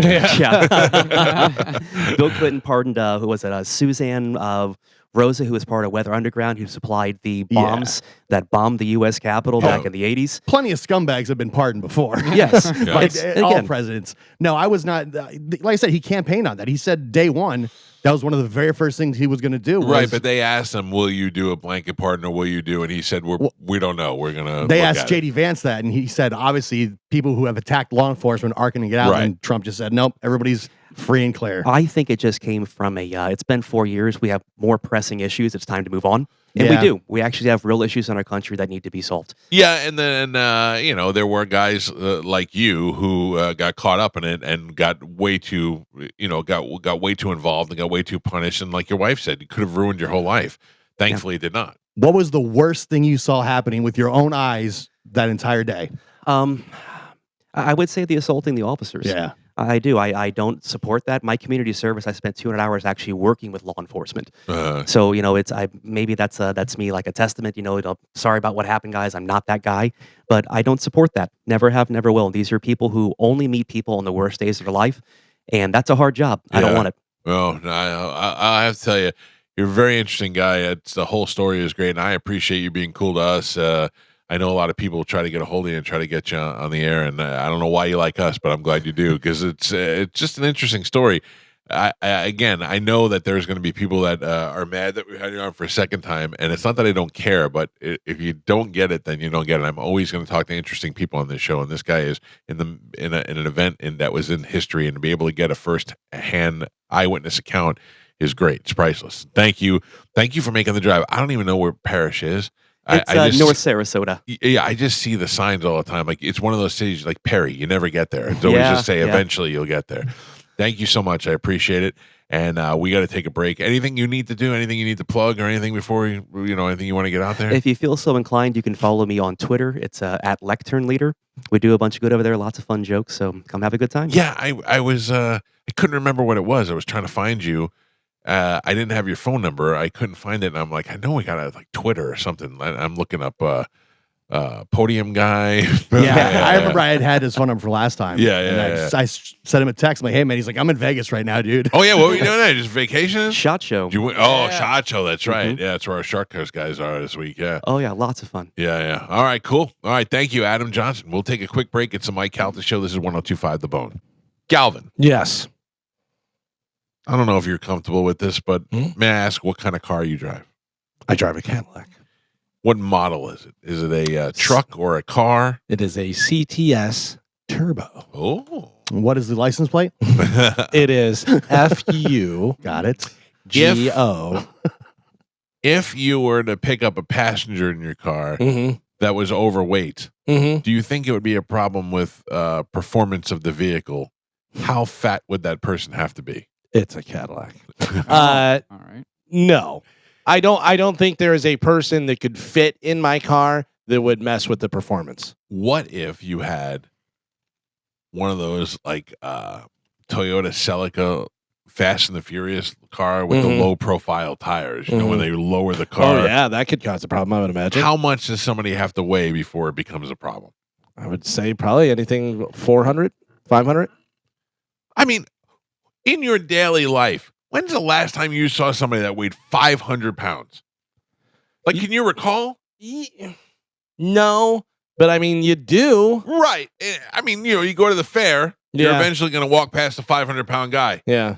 But how often do you see somebody that's 500 pounds? Yeah, not very often at all.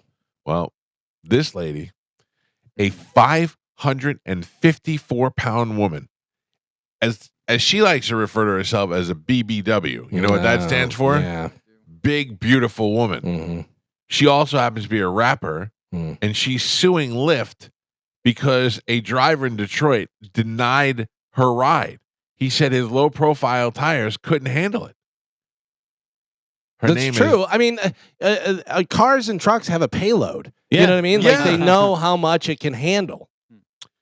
the 550-pound self-described BBW rapper filed a lawsuit against Lyft this month after she said a Detroit driver hurt her feelings by denying her a ride to a Detroit Lions watch party. Dejua Blanding, better known as Dank DeMoss, recorded the January 18th incident and posted it to TikTok and Instagram before hiring an attorney to sue the rideshare company for discrimination. I can fit in this car, she said, as she told the driver of the Mercedes-Benz sedan. Well, now we're talking a little different here. She can fit in the car if it's a Mercedes, and the Mercedes engine certainly can handle it. Yeah. But it was the low-profile tires. And believe me, you can't, the driver responded, apologizing because his low-profile tires couldn't handle her weight, which she said in a social media post topped 554 pounds. Yeah, come on. Listen to me. She's got an ass in the front and an ass in the back. But also, you're the problem. Just admit that you're the problem. So now what? You're getting on the elevator with me? I'm getting off the elevator. Yeah. Yeah. That elevator's not safe. Right. I mean, I think he just didn't want Fatty in the car. But also, yes. But also, if you have those low profile tires Your like whole that, car Yeah. moves. yeah, you want to scrape up your car, you want to do all this stuff. Also, the wheels and the hubs and going in there, and you're not gonna be able to turn properly. But There's so also, many things. Don't be a Lyft driver with a car like that. No, And No, you- I agree with that too, Carmen. The guy's driving a Mercedes, a low-profile Mercedes well, with a lift. No. But you're thinking low profile. You're thinking Fast and Furious. Low profile tires are those skinny tires, whatever. Right. That's fine. That's totally fine and can handle normal stuff.